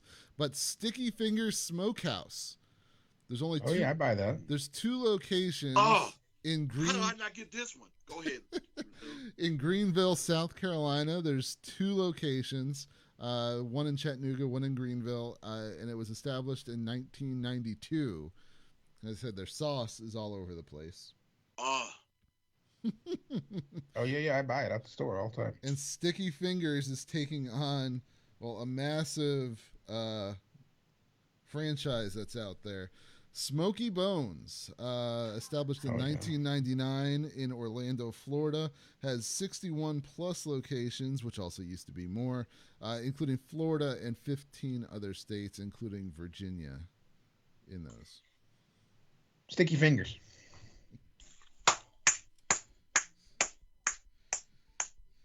All right. So, D, you're getting Sticky Fingers. And Sticky Fingers is taking on Bono's Pit Barbecue, established in 1949 in Jacksonville, Florida. There's now 19 locations in Florida and 1 in Colorado. Well, Sticky Fingers actually also used to be in Somerville and Charleston, South Carolina, my third homes. And the only reason why I knew about the sauce is because I went to said restaurant. And yes, every time I get an opportunity and I see it, I most definitely get the Sticky Fingers sauce as well here as well. Man, that the mustard that they have, delicious. And I'm most definitely going with the Homer favorite in Sticky Fingers. Right. Sorry. I don't even know about Bono's, but yeah, we're going with it. I think it's Bono's, but okay. Bono's. Ho-nos, Bono's. Bono's. All right, so okay. Lou, you get Full Moon Barbecue, established in Birmingham, Alabama in 1986. There's now 17 of them in Alabama and in Mississippi. And, excuse me, Full Moon Barbecue is taking on Mission Barbecue, established in 2011 in Glen Burnie, Maryland. Now has 109 plus locations. You see all the states at the bottom. There's a lot of them, including all the locals, Maryland and Virginia at least, including my local city and whatnot. But so Full Moon taking on Mission. I kind of feel like Mission is more of a barbecue. The other place looked like it was more of like a burger place, a little bit. So I'm going Mission. All right. So D, you got Mission Barbecue taking on Soul Man's Barbecue, established in 1974 in Pleasant Grove, Texas. Has 18 locations, but all throughout Texas. But man, what a logo. Again, you're asking me to pick between the D.C. area and the state of Texas. one location where I probably will be going tomorrow for either lunch or dinner, or maybe both, in a place that I haven't been to that is headquartered in Dallas, Texas. So I'm guessing Mission is moving on. Oh my God, though, but that Soul Man plate looks pretty good. I'm sorry, I'm at the go Mission. I'm going with the. Oddly enough, I'm going against the city of Dallas, but going with the location that has a star as its logo. Lose either way. All right, Lou, you get. It's like a PG County person that's a Cowboys fan. Yeah. Lou, you get Corky's Barbecue. Again, it's a restaurant that used to have more, but established in 1990 in Memphis, Tennessee. Now it's just 6 locations left, but they're in Tennessee, Mississippi, and Arkansas. I'm liking it. Including a city where I'll be later this year. But yeah. So you got Corky's Barbecue taking on. It's got one in Pigeon Forge. You know what Pigeon Forge is known for? Dollywood. Dollywood. Taking on Shane's Rib Shack, from established in 2002 in McDonough, Georgia, has now 74 plus locations. Again, all the states on the bottom of your screen, including Corky's. Shane's looks too corporate. All right, so D, you get that Corky's Barbecue. Taking on Bill Miller Barbecue. Bill Miller, established in 1953 in San Antonio, Texas, has 78 plus locations all throughout, San Antonio, Corpus Christi, and Austin, Texas. Texas knows barbecue, I guess. They do, and I'm going with Billy Miller's. All right, so Bill Miller's knocks off Corky's. So then we got our last 3 entrants here for the barbecue bracket. Lou starts off with one out of Syracuse, New York, Dinosaur Barbecue. Dinosaur. Established in 1988, there's now 7 locations through New York and New Jersey, Syracuse, Harlem, Brooklyn, Rochester, Buffalo, Troy, and Newark. So apparently you know Dinosaur, huh? Yep. I thought the logo's pretty cool. They also, I think, sell their sauces in supermarkets nationwide. I like the logo a lot, especially that the dinosaur has a bow tie. So Dinosaur Barbecue is taking on Four Rivers Barbecue out of Winter Park, Florida. Has 13 locations, again, throughout Florida. City's at the bottom of your screen. Since 2009, Four Rivers. Yeah, Dinosaur. All right, so to figure out who our last Elite 8 team is here, D Nash, you're getting Lou's Dinosaur Barbecue. And it's taking on another restaurant that used to have a lot more locations, but Tony Roma's ribs, and they are more than just barbecue, but they do have a lot of barbecue, including ribs, out of North Miami, Florida, and they have 100 plus locations, including many different countries, all at the bottom of your screen. Oh my God, you talk about looking too corporate, and the name is way too close to a Cowboys. I'm going with that cool dinosaur logo. All right, so I guess to get to the next round, you guys can still pick singularly, and then we'll go to having to agree. Lou, if you can remember, you have Joe's Kansas City Barbecue taking on D-City Smokehouse. Oh, D-City. All right. Dinesh, you got Billy Sims Barbecue against Hill Country Barbecue. Hill Country. All right. And then, Lou, you got Sticky Fingers Barbecue taking on Mission Barbecue. Sticky Fingers. And D, Bill Miller's versus Dinosaur. Everybody get up, get on the floor. Everybody do the dinosaur. All right. Well, now you guys have to agree. I think we're going to start on the bottom. Well, no. Yeah, we'll start on the bottom of the bracket first. Guys, you got Sticky Fingers Barbecue taking on Dinosaur Barbecue. I think we might be split on this one, D. Yeah, I think we're gonna be split on this one, there, Coach. You got both of us picking our hometown favorites here to some degree. You might have to do something about that. Which, of course, you might have to make the tiebreak. Which, of course, I've never been to either of these places. Look at the menus. Look at the pictures. Yeah. And for the most part, until later on, I tried to get as many non-corporate photos as I could, so people actually taking pictures of their meals. I gotta get to the other one then. So we got Sticky Fingers Barbecue or Dinosaur Barbecue.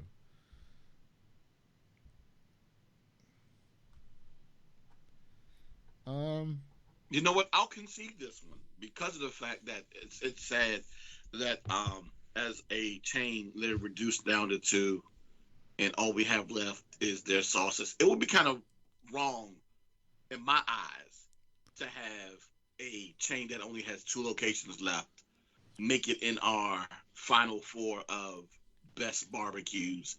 Even though they still could have the best barbecue, it just in my eyes, it just don't seem right. Even though somehow, some way, they're in the final 4. This is to make the final 2. So. Oh, so the final 4? Oh, to make it to the championship round? Yeah, I think it's kind of. Even though I got a strange feeling, there's going to be a location. A spot that has only 1 location that makes it into our finals, which is going to be kind of insane. Well, but the thing is, we allow that because we always use the locals. We'll add 1 or 2 in there. Okay. But you got, the other matchup is D-City Smokehouse against Hill Country Barbecue. Oh, my God. I think I got to let you make this choice, D, because I've only had D-City once or maybe twice I had it. Uh-huh. Because they had a couple different locations. Yeah. And they've moved. I don't think I've had them since they moved. Obviously, I've had Hill Country tons of times. We are going to get. But if you want to pick, if you want to pick D City, I'm fine with that because it's really good. It is. God, do I go with the little man over what we normally do on a regular basis? I mean, that's fine. It's 1 restaurant against 3 restaurants, so. And I know this choice, whatever our final choice is going to be for best barbecue place, is going to get killed on social media. That's fine. Yeah. You can make it up with the next brackets. I guess. So, yeah, I'm going with DC. D-City? D-City Smokehouse. All right. Yeah. That's good. Then it's D-City Smokehouse against Dinosaur Barbecue. D-City. Woo! I wasn't expecting that one. Let's go. Yeah, that's good. All right, so best barbecue joint is D-City Smokehouse. So I'm gonna lean on them so we can get some sponsorship here. I think it is the first time that one of our locals actually won it, though. So yeah, we have to go ahead and get lean on them for that. But yeah. So next we're going to the one that I believe had 14 entrances. We're going to best Italian chains. Okay. And man, this goes from cheap Italian chains to expensive. It's crazy the amount of Italian there is all around. I think I threw a local in there as well. Well, we'll have to see as I go. But anyway, so you know what, D, why don't you start this one off since Lou started the last bracket off? Because at least a couple times here we have the same effect. So you're starting off with Fazoli's, which is pretty much fast food Italian, but it was established in 1988 in Lexington, Kentucky, and today has 220 locations throughout the USA. Yeah, that got my son through many a night during his childhood. Yeah, their breadsticks are solid. So you got Fazoli's taking on Maggiano's Little Italy. Has 52 locations throughout the U.S. Started in Chicago, now headquartered in Dallas. Began in 1991. My Thanksgiving experience with them aside, I am going to go with. Actually, that wasn't Thanksgiving. That was Christmas. But yeah, that holiday experience aside, I'm gonna go with Maggiano's. All right, so Maggiano's moves on. However, Lou, that means you're going to get Maggiano's. So Maggiano's Little Italy is taking on Carino's Italian, established in 1968 in Austin, Texas. Now has 55 locations in many different states. Yeah, I can honestly say I've not been to one of these. I mean, like you said, there's probably different price point talking here. Mm-hmm. Maggiano's is probably a much higher. Yeah, I'm gonna stick to the higher price point one. I'm going with Maggiano's. I don't know if it's higher price. If you look at some of that though, like the eggplant parmesan looks like it's $49.99. Oh, what, Carino's here? Really? I think Based what upon it the way says. that menu look, I'm shocked. Okay. Well, I've been to Maggiano's. I've never been to one of these. All right. So Maggiano's moves on. D. Yeah. You get Bertucci's restaurant, established All right. in 1981 in Somerville, Massachusetts, has 53 locations. As you see again, plenty of states that it's in throughout. So Bertucci's is taking on Biaggi's Ristorante Italiano, established in 1999 in Bloomington, Illinois. 17 locations in Colorado, Indiana, Illinois, Iowa, Minnesota, Mississippi, Nebraska, Ohio, and Wisconsin. Now, I've been to Bertucci's. There used to be a location down the street from where my current office is. Wow, this Biaggi's looks like it's better. I don't know if it is better though. Oh man, I'm going with Bertucci's only because I know it. All right, so then Lou, you get probably the biggest chain on here.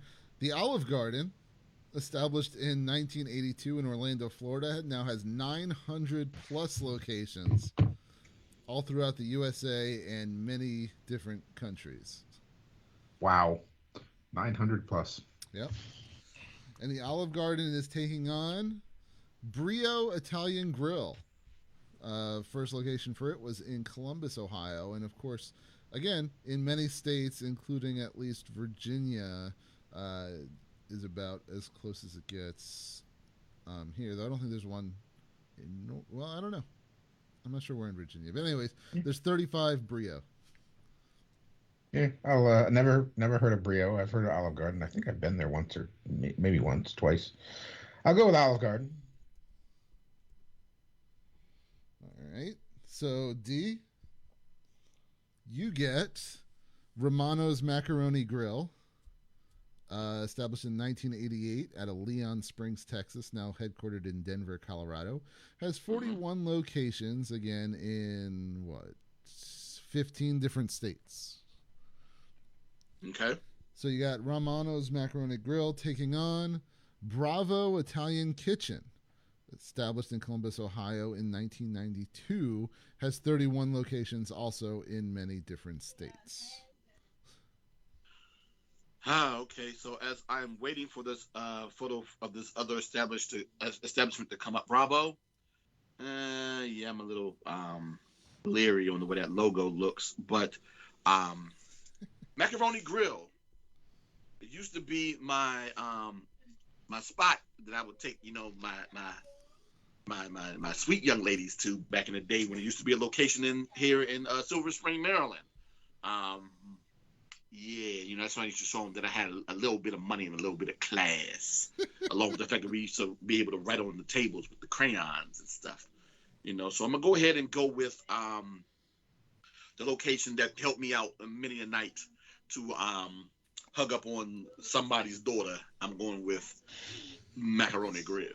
Nice. All right, so this is one of those where there was a play-in again. So Lou, you get Macaroni Grill, and it's taking on the Old Spaghetti Factory out of Portland, Oregon. Began in 1969, is now in 58 states, including Arizona, California, Colorado, Hawaii, Indiana, Kentucky, Minnesota, Ohio, Oregon, Tennessee, Utah, Washington, and it's also in Canada. Yeah, I'm good with Macaroni Grill. All right. D. You get the Spaghetti Warehouse. This started in Dallas, Texas in 1972. There used to be upwards of 50. There's only 6 left today. Apparently, one of them is in Syracuse, New York. Have you been there, Lou? No. I wouldn't expect an Italian gentleman to go to the Spaghetti Warehouse. There's some, I don't. There's some good mom and pop Italian places in Syracuse. And the Spaghetti Warehouse takes on the local one, Tortino's Restaurant, opened in Washington, D.C. in 2011 on 11th Street Northwest. There you go. Tortino's against the Spaghetti Warehouse. You know what? And it's interesting that you went with a location the spot that only has one, and you went with the chain. But And once again, a chain from Texas against a DC restaurant. Yeah, right. I didn't even think about it like that. He just keeps painting me in a corner to do this. I didn't set it up purposely. But I mean, I can't go with a warehouse here with the way that plate looks. And with that said, I think we need to go ahead and just take this clip right here and send it to Tortino and let them know that, hey, I'm on my way probably next week. I'm gonna need them to get me a plate on the house because I'm taking Tortino. All right, so Lou, the last matchup for the Italian bracket. You're getting Carrabba's Italian Grill, established in 1986. First restaurant was in Houston, Texas, though it's now headquartered in Tampa, Florida. Has 247 locations throughout the USA, That's Brazil, insane. and Canada. What's insane? 247. Wow. That's a lot. I mean, it's no Olive Garden, but it's a lot. So you got Carrabba's, and it's taking on Buca di Beppo, the Italian restaurant. I was waiting for it. I was waiting for this. Because I got to tell you right here and right now, you have a hard time taking this one down. I love Buca di Beppo. I don't, Sweet Lou does not do chain Italian. Uh-huh. But I do. I mean, as I figured, yeah. But I do Buca di Beppo. So, this is my pick. Obviously. This will be my pick again. This will be my pick. I thought you'd forgotten them, Coach. But they were literally the very last one you put up. Yeah, I told you, chains I could get. All right, so we had 2 teams already move on because of how the brackets went. Maggiano's already moved into the Final Four. So, ooh. D, your pick for the Final Four is between Bertucci and Olive Garden. It is Bertucci, yes. All right, and then the Macaroni Grill already moved on, and Lou, it's between Tortino or Buca di Beppo. Buca. Okay, so now you guys have to agree. The top matchup is between Maggiano's and Bertucci.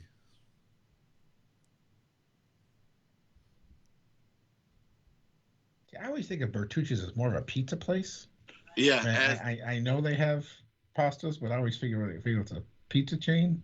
Uh-huh. That's why I would probably pick Maggiano's.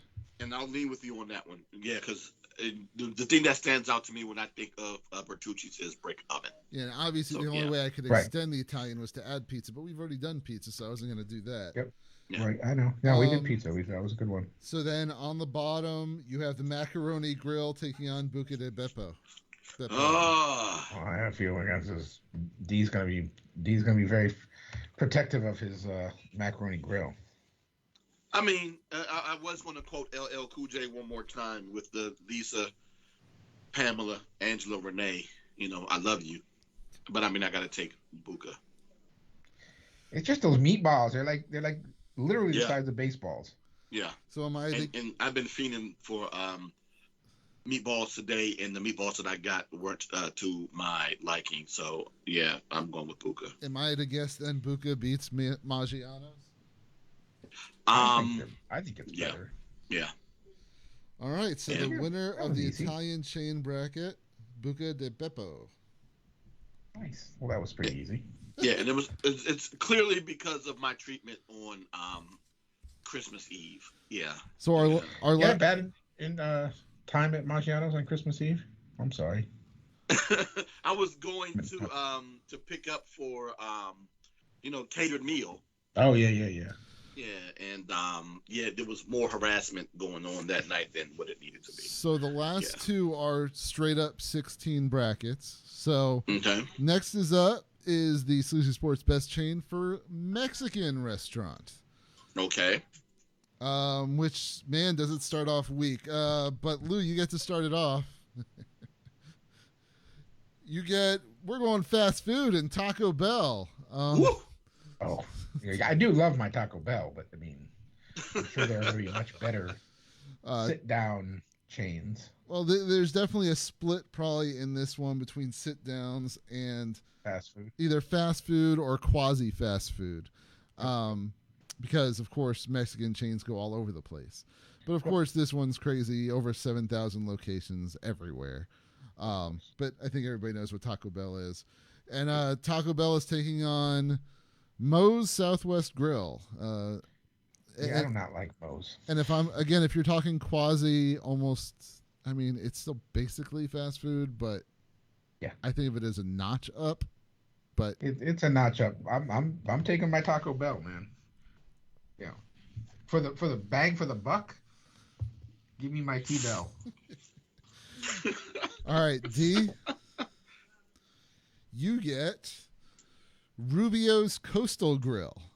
Okay. There's 200 plus locations of this, established in 1983 in San Diego, California. Located in Arizona, California, Colorado, Nevada, and Utah. Famous for their fish tacos. Most definitely famous for their fish tacos. I'll get to that in a moment. You can go ahead. All right, so you get Rubio's taking on Chevy's Fresh Mix. Chevy's started in Alameda, California in 1986, has over 22 plus locations, including in Maryland and Virginia, as well as the other states listed below. So Chevy's taking on Rubio's. I'll say this. I've been to Chevy's. I have not been to Rubio's. But I've actually done advertisement for Rubio's. And I've never had a fish taco before ever in my life. But the only time I've wanted to have one was while building those ads for Rubio's. And every time I just happen to go to Chevy's, I get disappointed. So I'm taking Rubio's. Well, I thought this was going to be a D-Nash sister, because your sister lives in San Diego, right? She does, most definitely. But, yeah, I have history with Rubio's before she even moved out there. So I don't even know if she's even eaten them there yet. Okay. And she's most definitely a authentic Mexican restaurant place goer herself, especially with San Diego being so close to the Mexican border. Yes, so she most definitely would prefer the two.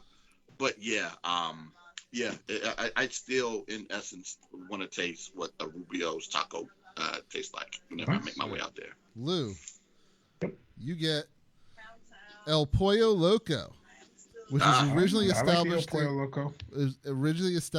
Guasave, Sinaloa, Mexico, and it's still headquartered in Mexico, but it's got 550 plus locations throughout Mexico and the southwestern United States. It was established back in 1974. So you got El Pollo Loco taking on Cafe Rio Mexican Grill. Started in St. George, Utah in 1997, has over 133 plus locations now, including Arizona, California, Colorado, Idaho, Maryland, Montana, Nevada, Utah, Virginia, Washington, and Wyoming. I'm going for the crazy chicken. El Pollo Loco. El Pollo Loco. All right, so D, you get Taco Cabana. Taco Cabana, established in 1978 in San Antonio, Texas, now located 148 locations throughout Texas and New Mexico. Okay. The Taco Cabana. Taco Cabana. Taking on Baja Fresh, established in Newbury Park, California in 1990, now has over 162 locations, including the USA, the United Arab Emirates, and Singapore. This is unfair because Baja Fresh was my lunch go-to for years in the early 2000s when I first moved back to the area. So I am going with Baja Fresh. All right. So, Lou? Yep. You get Del Taco, Del Taco, first located in Barstow, California in 1964, now has over 596 locations in the western U.S., southern U.S., Detroit, and Columbus, Ohio, apparently. But so you got Del Taco, and Del Taco is taking on Qdoba. Qdoba, established in 1995 in Denver, Colorado, now headquartered in San Diego, California, has over 750 plus locations in the USA and Canada. So you got Del Taco taking on Qdoba. It's a tough one. Because don't they always talk about like Del Taco being like low rent? Of course, Taco Bell's low rent, but in Southern California, I don't know much or anything about Qdoba here. Yeah, Qdoba is my go-to Mexican restaurant. Before it's midnight, and then I have no other choice but to go to Taco Bell. Qdoba is kind of like a step-up Chipotle. Oh, yes, okay. it is. Yeah. Well, plus there's a great, like, I don't know if you guys, I like watching lots and lots of Big Bang Theory, and I watch reruns of Big Bang Theory, and there's a scene that they do all the time. They play reruns of Leonard's mom goes out with Penny, and they get hammered, and they come back, and they're like, "Are we drunk?" And she's like, "Well, if we're not drunk, why'd we stop at Del Taco?" So going Qdoba then. All right, you go Qdoba. Dinesh. Oh, you actually get two sit-down places. A little different. Okay. You're getting Chuy's. All right. Chuy's, the fine Tex-Mex place, originally established in Austin, Texas in 1982, now has over 100 plus locations, including right here in Northern Virginia, as well as all those other states at the bottom of your screen, which I don't feel like reading them at the moment. But you got Chuy's, and Chuy's is taking on Uncle Julio's. Uncle Julio's, established in Dallas, Texas in 1986, has over 36 plus locations, also including here in Northern Virginia, as well as a bunch of other states as well. So you got Chuy's. Bethesda. There's one in Woodbridge, Virginia. They're all over the place. But so Chuy's versus Uncle Julio's. As good as that Chuy's place, that plate looked, I can't remember the name of the dessert that they have, but it's like a chocolate piñata that you get the bus and it has stuff on the inside. I just want to go to do that. Uncle Julio's. Yeah. Nice. I've been to Uncle Julio's a few times. They're good. It's pretty good, yeah. Okay. All right. I was wondering if this was going to come up because that's the first thing I thought of when you said chain Mexican. Well, apparently I'm catching everything you're thinking of. All right, so Lou, you got Taco John's, established in Cheyenne, Wyoming in 1969, and home of the Potato Olays. I don't know what a potato olay is, but anyways, they are located Midwest, the Mountain West, and mostly, of course, in Wyoming of the United States, with 379 plus locations. Yeah, this is like white people Mexican food. Taco John's. I mean, it's not Taco Julio's, it's Taco John's. Well, Taco John's taking on another fast foodish place in Chipotle Mexican Grill. Started in Denver, Colorado in 1993. Chipotle. Now has over 3,000 locations. That's insane, but Chipotle. I'm not saying Chipotle is the best thing you're going to eat, but yeah, it's Chipotle. But God, they couldn't even name it Taco Juan. I know it couldn't be Taco Juan's because the white people in the Midwest wouldn't like that. Taco John's out far west. Taco John's, that's hilarious. All right, so D, the last matchup I have for you in the Mexican bracket. You've got On the Border Mexican Grill, started in Dallas, Texas in 1982. Of course, now has over 150 plus locations all over the USA and one in South Korea. Wow. Okay. Mm-hmm. But so you got On the Border taking on another fish taco place, Wahoo's. Wahoo's Tacos and More, which started in Costa Mesa, California in 1988. Has now over 64 plus locations. I got to say, I think when I did these, the Mexican, though, had the most chain with many, many locations compared to the others. And I think that's why I didn't need a local, even though I'm not sure Yeah. I would have gone with that. Yeah. So not only have I done work for them, I've also been to, so I'm going with On the Border. On the Border is solid. Yeah. It's kind of like, you know what you're going to get, but it's pretty decent. So, yeah. All right. So that was all of them. So going back through here to get to the next level. Lou, you got Taco Bell's taking on Rubio's. Oh. I don't want to make D feel bad, but I think I might have to take Taco Bell. You're actually not making me feel bad because I would have done the same pick. All right, T-Bell. D, you get El Pollo Loco taking on Baja Fresh. Ah, man, even though El Pollo Loco is one of my favorite black gangster movie villain names from Street Property 2, I am going to go with the other. Baja Fresh. Baja Fresh, most definitely. All right, so Lou, you get Qdoba taking on Uncle Julio's. Uncle Julio's. All right, and then D, Chipotle versus On the Border. Oh my God! Somehow, some way, Chipotle moves on, but Qdoba doesn't. But yeah, it's the matchup. I'm going with Chipotle. All right, so now you guys have to agree on the top half of the bracket. Taco Bell takes on Baja Fresh. I'm okay with Baja Fresh. There you go. Cool, because if it came down to me, it wasn't going to be Taco Bell. All right, then you have Uncle Julio's taking on Chipotle. Uncle Julio's. D? Yep. I don't even know why you asked me. Yeah. So Uncle Julio's against Baja Fresh. It's the Julio's. Yep. Uncle Julio's. Man, there's so much agreement. What's that all about? All right, so Uncle Julio's wins the Mexican bracket. So now you guys got to get a little, think a little fancier at the moment, because now we are going for our last bracket to the best steakhouse.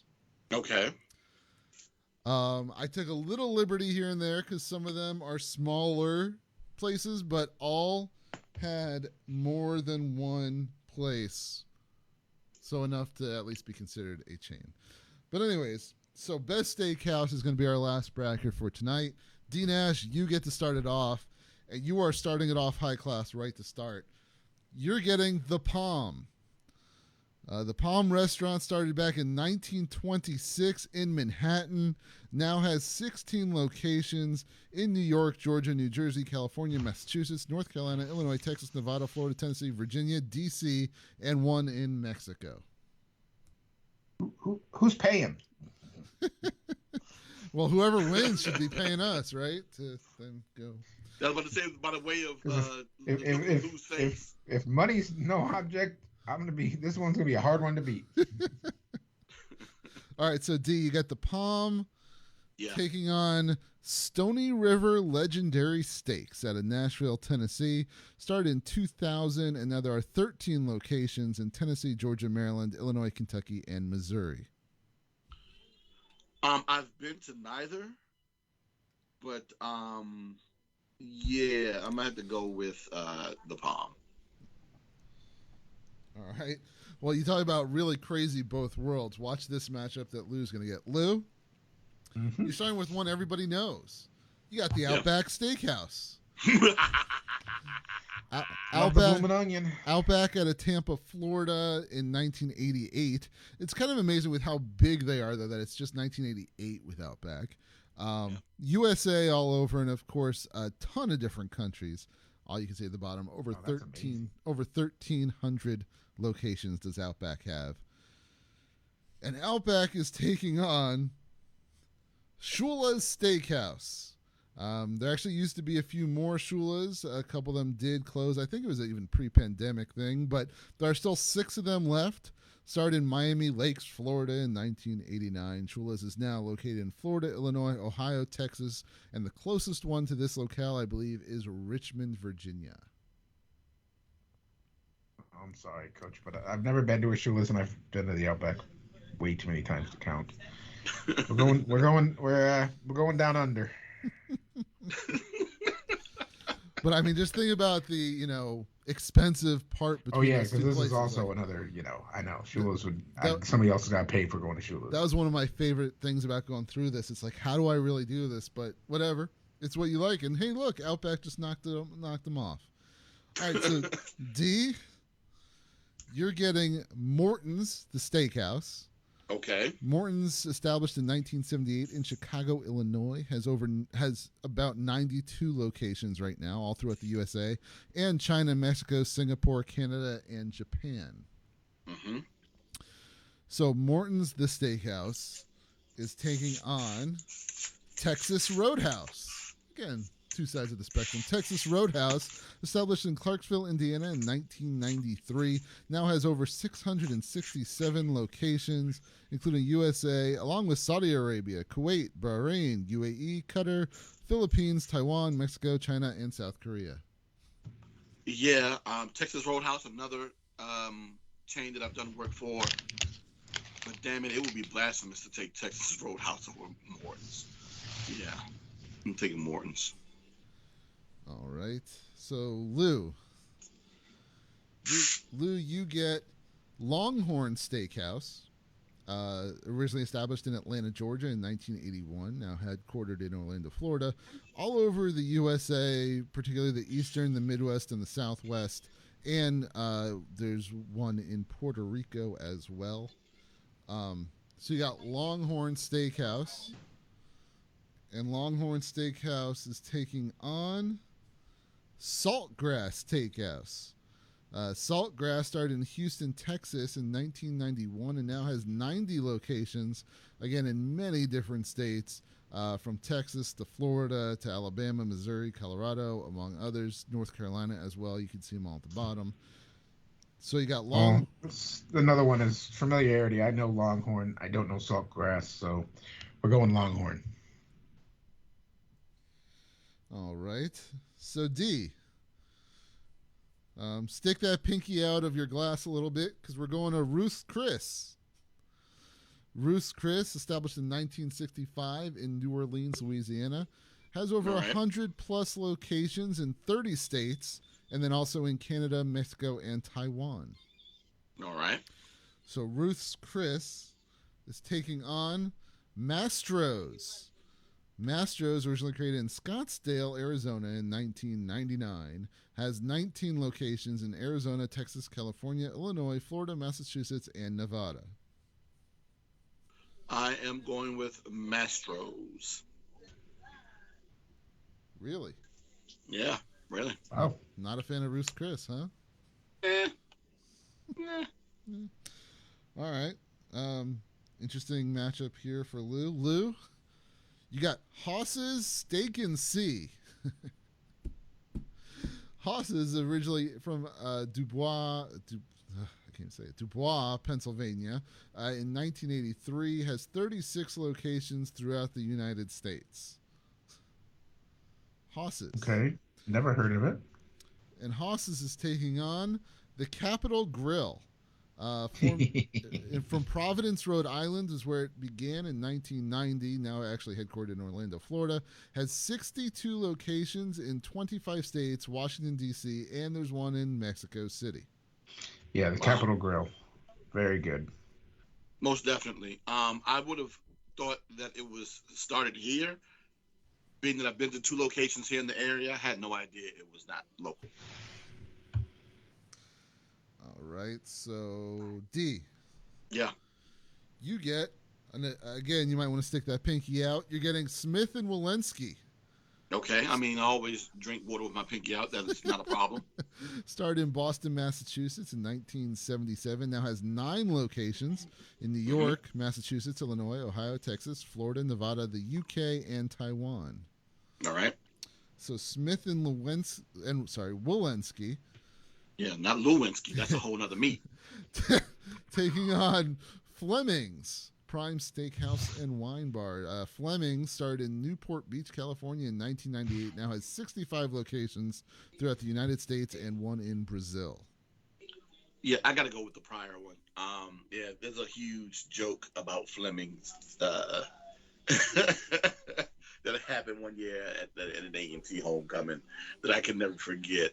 But yeah, I'm going with the prior one. Yeah. All right, different types of meats. All right, so Lou, you got the last two. Okay. You've got Del Frisco's Double Eagle Steakhouse. Originally started in 1981 in Houston, Texas, which is where the headquarters still resides. Has 71 locations throughout Georgia, Massachusetts, North Carolina, Texas, Colorado, Nevada, California, Florida, New York, Pennsylvania, and right here in Washington, D.C. as well. All right, so you got Del Frisco, and again, two completely different sides of the spectrum, taking on Logan's Roadhouse.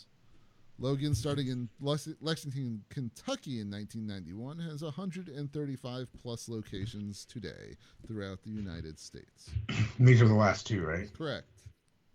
Oh, no Ted's Montana, huh? I like the Ted's Montana. I don't really think that's a steakhouse, though. You don't think that's a steakhouse? Okay. I'm going Del Frisco's. Though at Ted's Montana, I have had their was it buffalo meat or whatever? It's Yep. freaking good. But all right, so here we go. I'll get this back to the first screen I was on. But all right, so we're gonna start with D. I love how this is completely opposite side of the spectrum. You got the Palm taking on Outback Steakhouse. D? The Palm. You don't say. Lou, you got Morton's Steakhouse taking on Longhorn Steakhouse. Morton's. I feel like we're going upscale all of a sudden. All right. And D, you got Mastro's taking on the Capitol Grill. Capitol Grill. And Lou, Smith and Walensky against Del Frisco.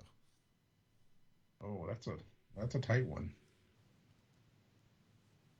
You know, mostly because they closed their location. I think there used to be a Smith & Walensky both in Baltimore and D.C., and neither of them are still open. I'm going Del Frisco's because they're still here. There also used to be a Shula's in Baltimore that doesn't exist anymore. Yeah, that's where we went for your... Well, we didn't go to the steakhouse, though. That was next door. We went to the... They had like a Shula's sports bar, and then they had the Shula's Steakhouse was next door. But yeah. There you go. All right. But yes, for my bachelor party. All right, so now you guys have to agree. Let's start with the bottom one, actually, they're both good and expensive. Very expensive. You guys have expensive taste in your steak.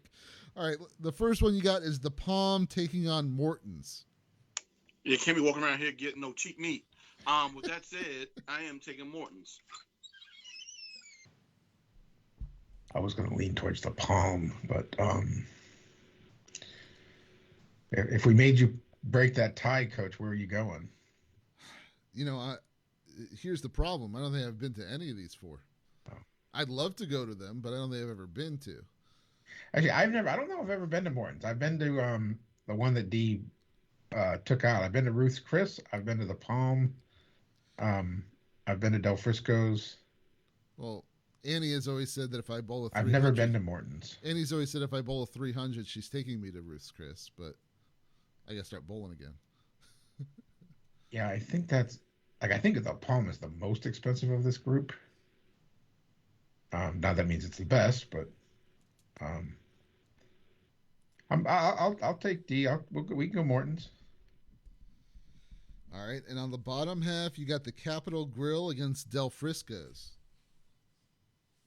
Capitol Grill, D? Only because that's the one that I've been to of the two. Okay.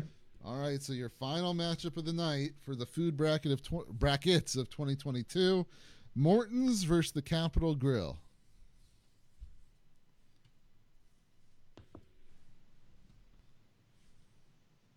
I'm not sure I've ever... Did I eat at Capitol Grill once? And that's the thing. I've been to I've had, Capitol. I've only had Capitol Grill since the pandemic. I had takeout. We picked up and brought it home. It was very good. I don't know if I've sat down there. Yeah, I don't think I've ever been to Morton's.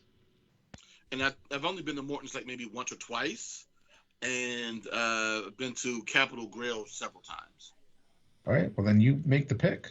Yeah, it's only because it's recency bias. I'm going with Capitol Grill.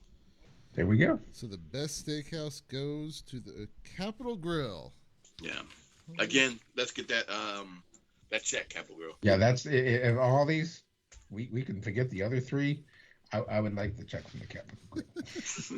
Get on it. I mean, they make a mean lobster biscuit. I'm gonna tell you, the three of us, get about a. You need about a $400 gift certificate there, Coach. You can have a nice meal in Scruzo. So the Capitol Grill, you have best steakhouse. Your best Italian was Buca di Beppo. Your best Mexican was Uncle Julio's, and your barbecue was D City. There we go. D City. Yep, there you go. I hope you guys enjoyed that food hot seat for this year. Always good.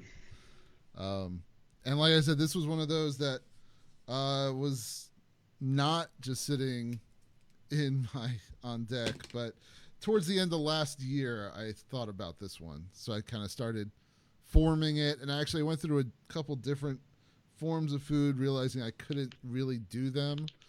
Like I was trying to do a Chinese or Asian, but it's not a whole lot of chains, like chains. Other than PF Chang's, what is there?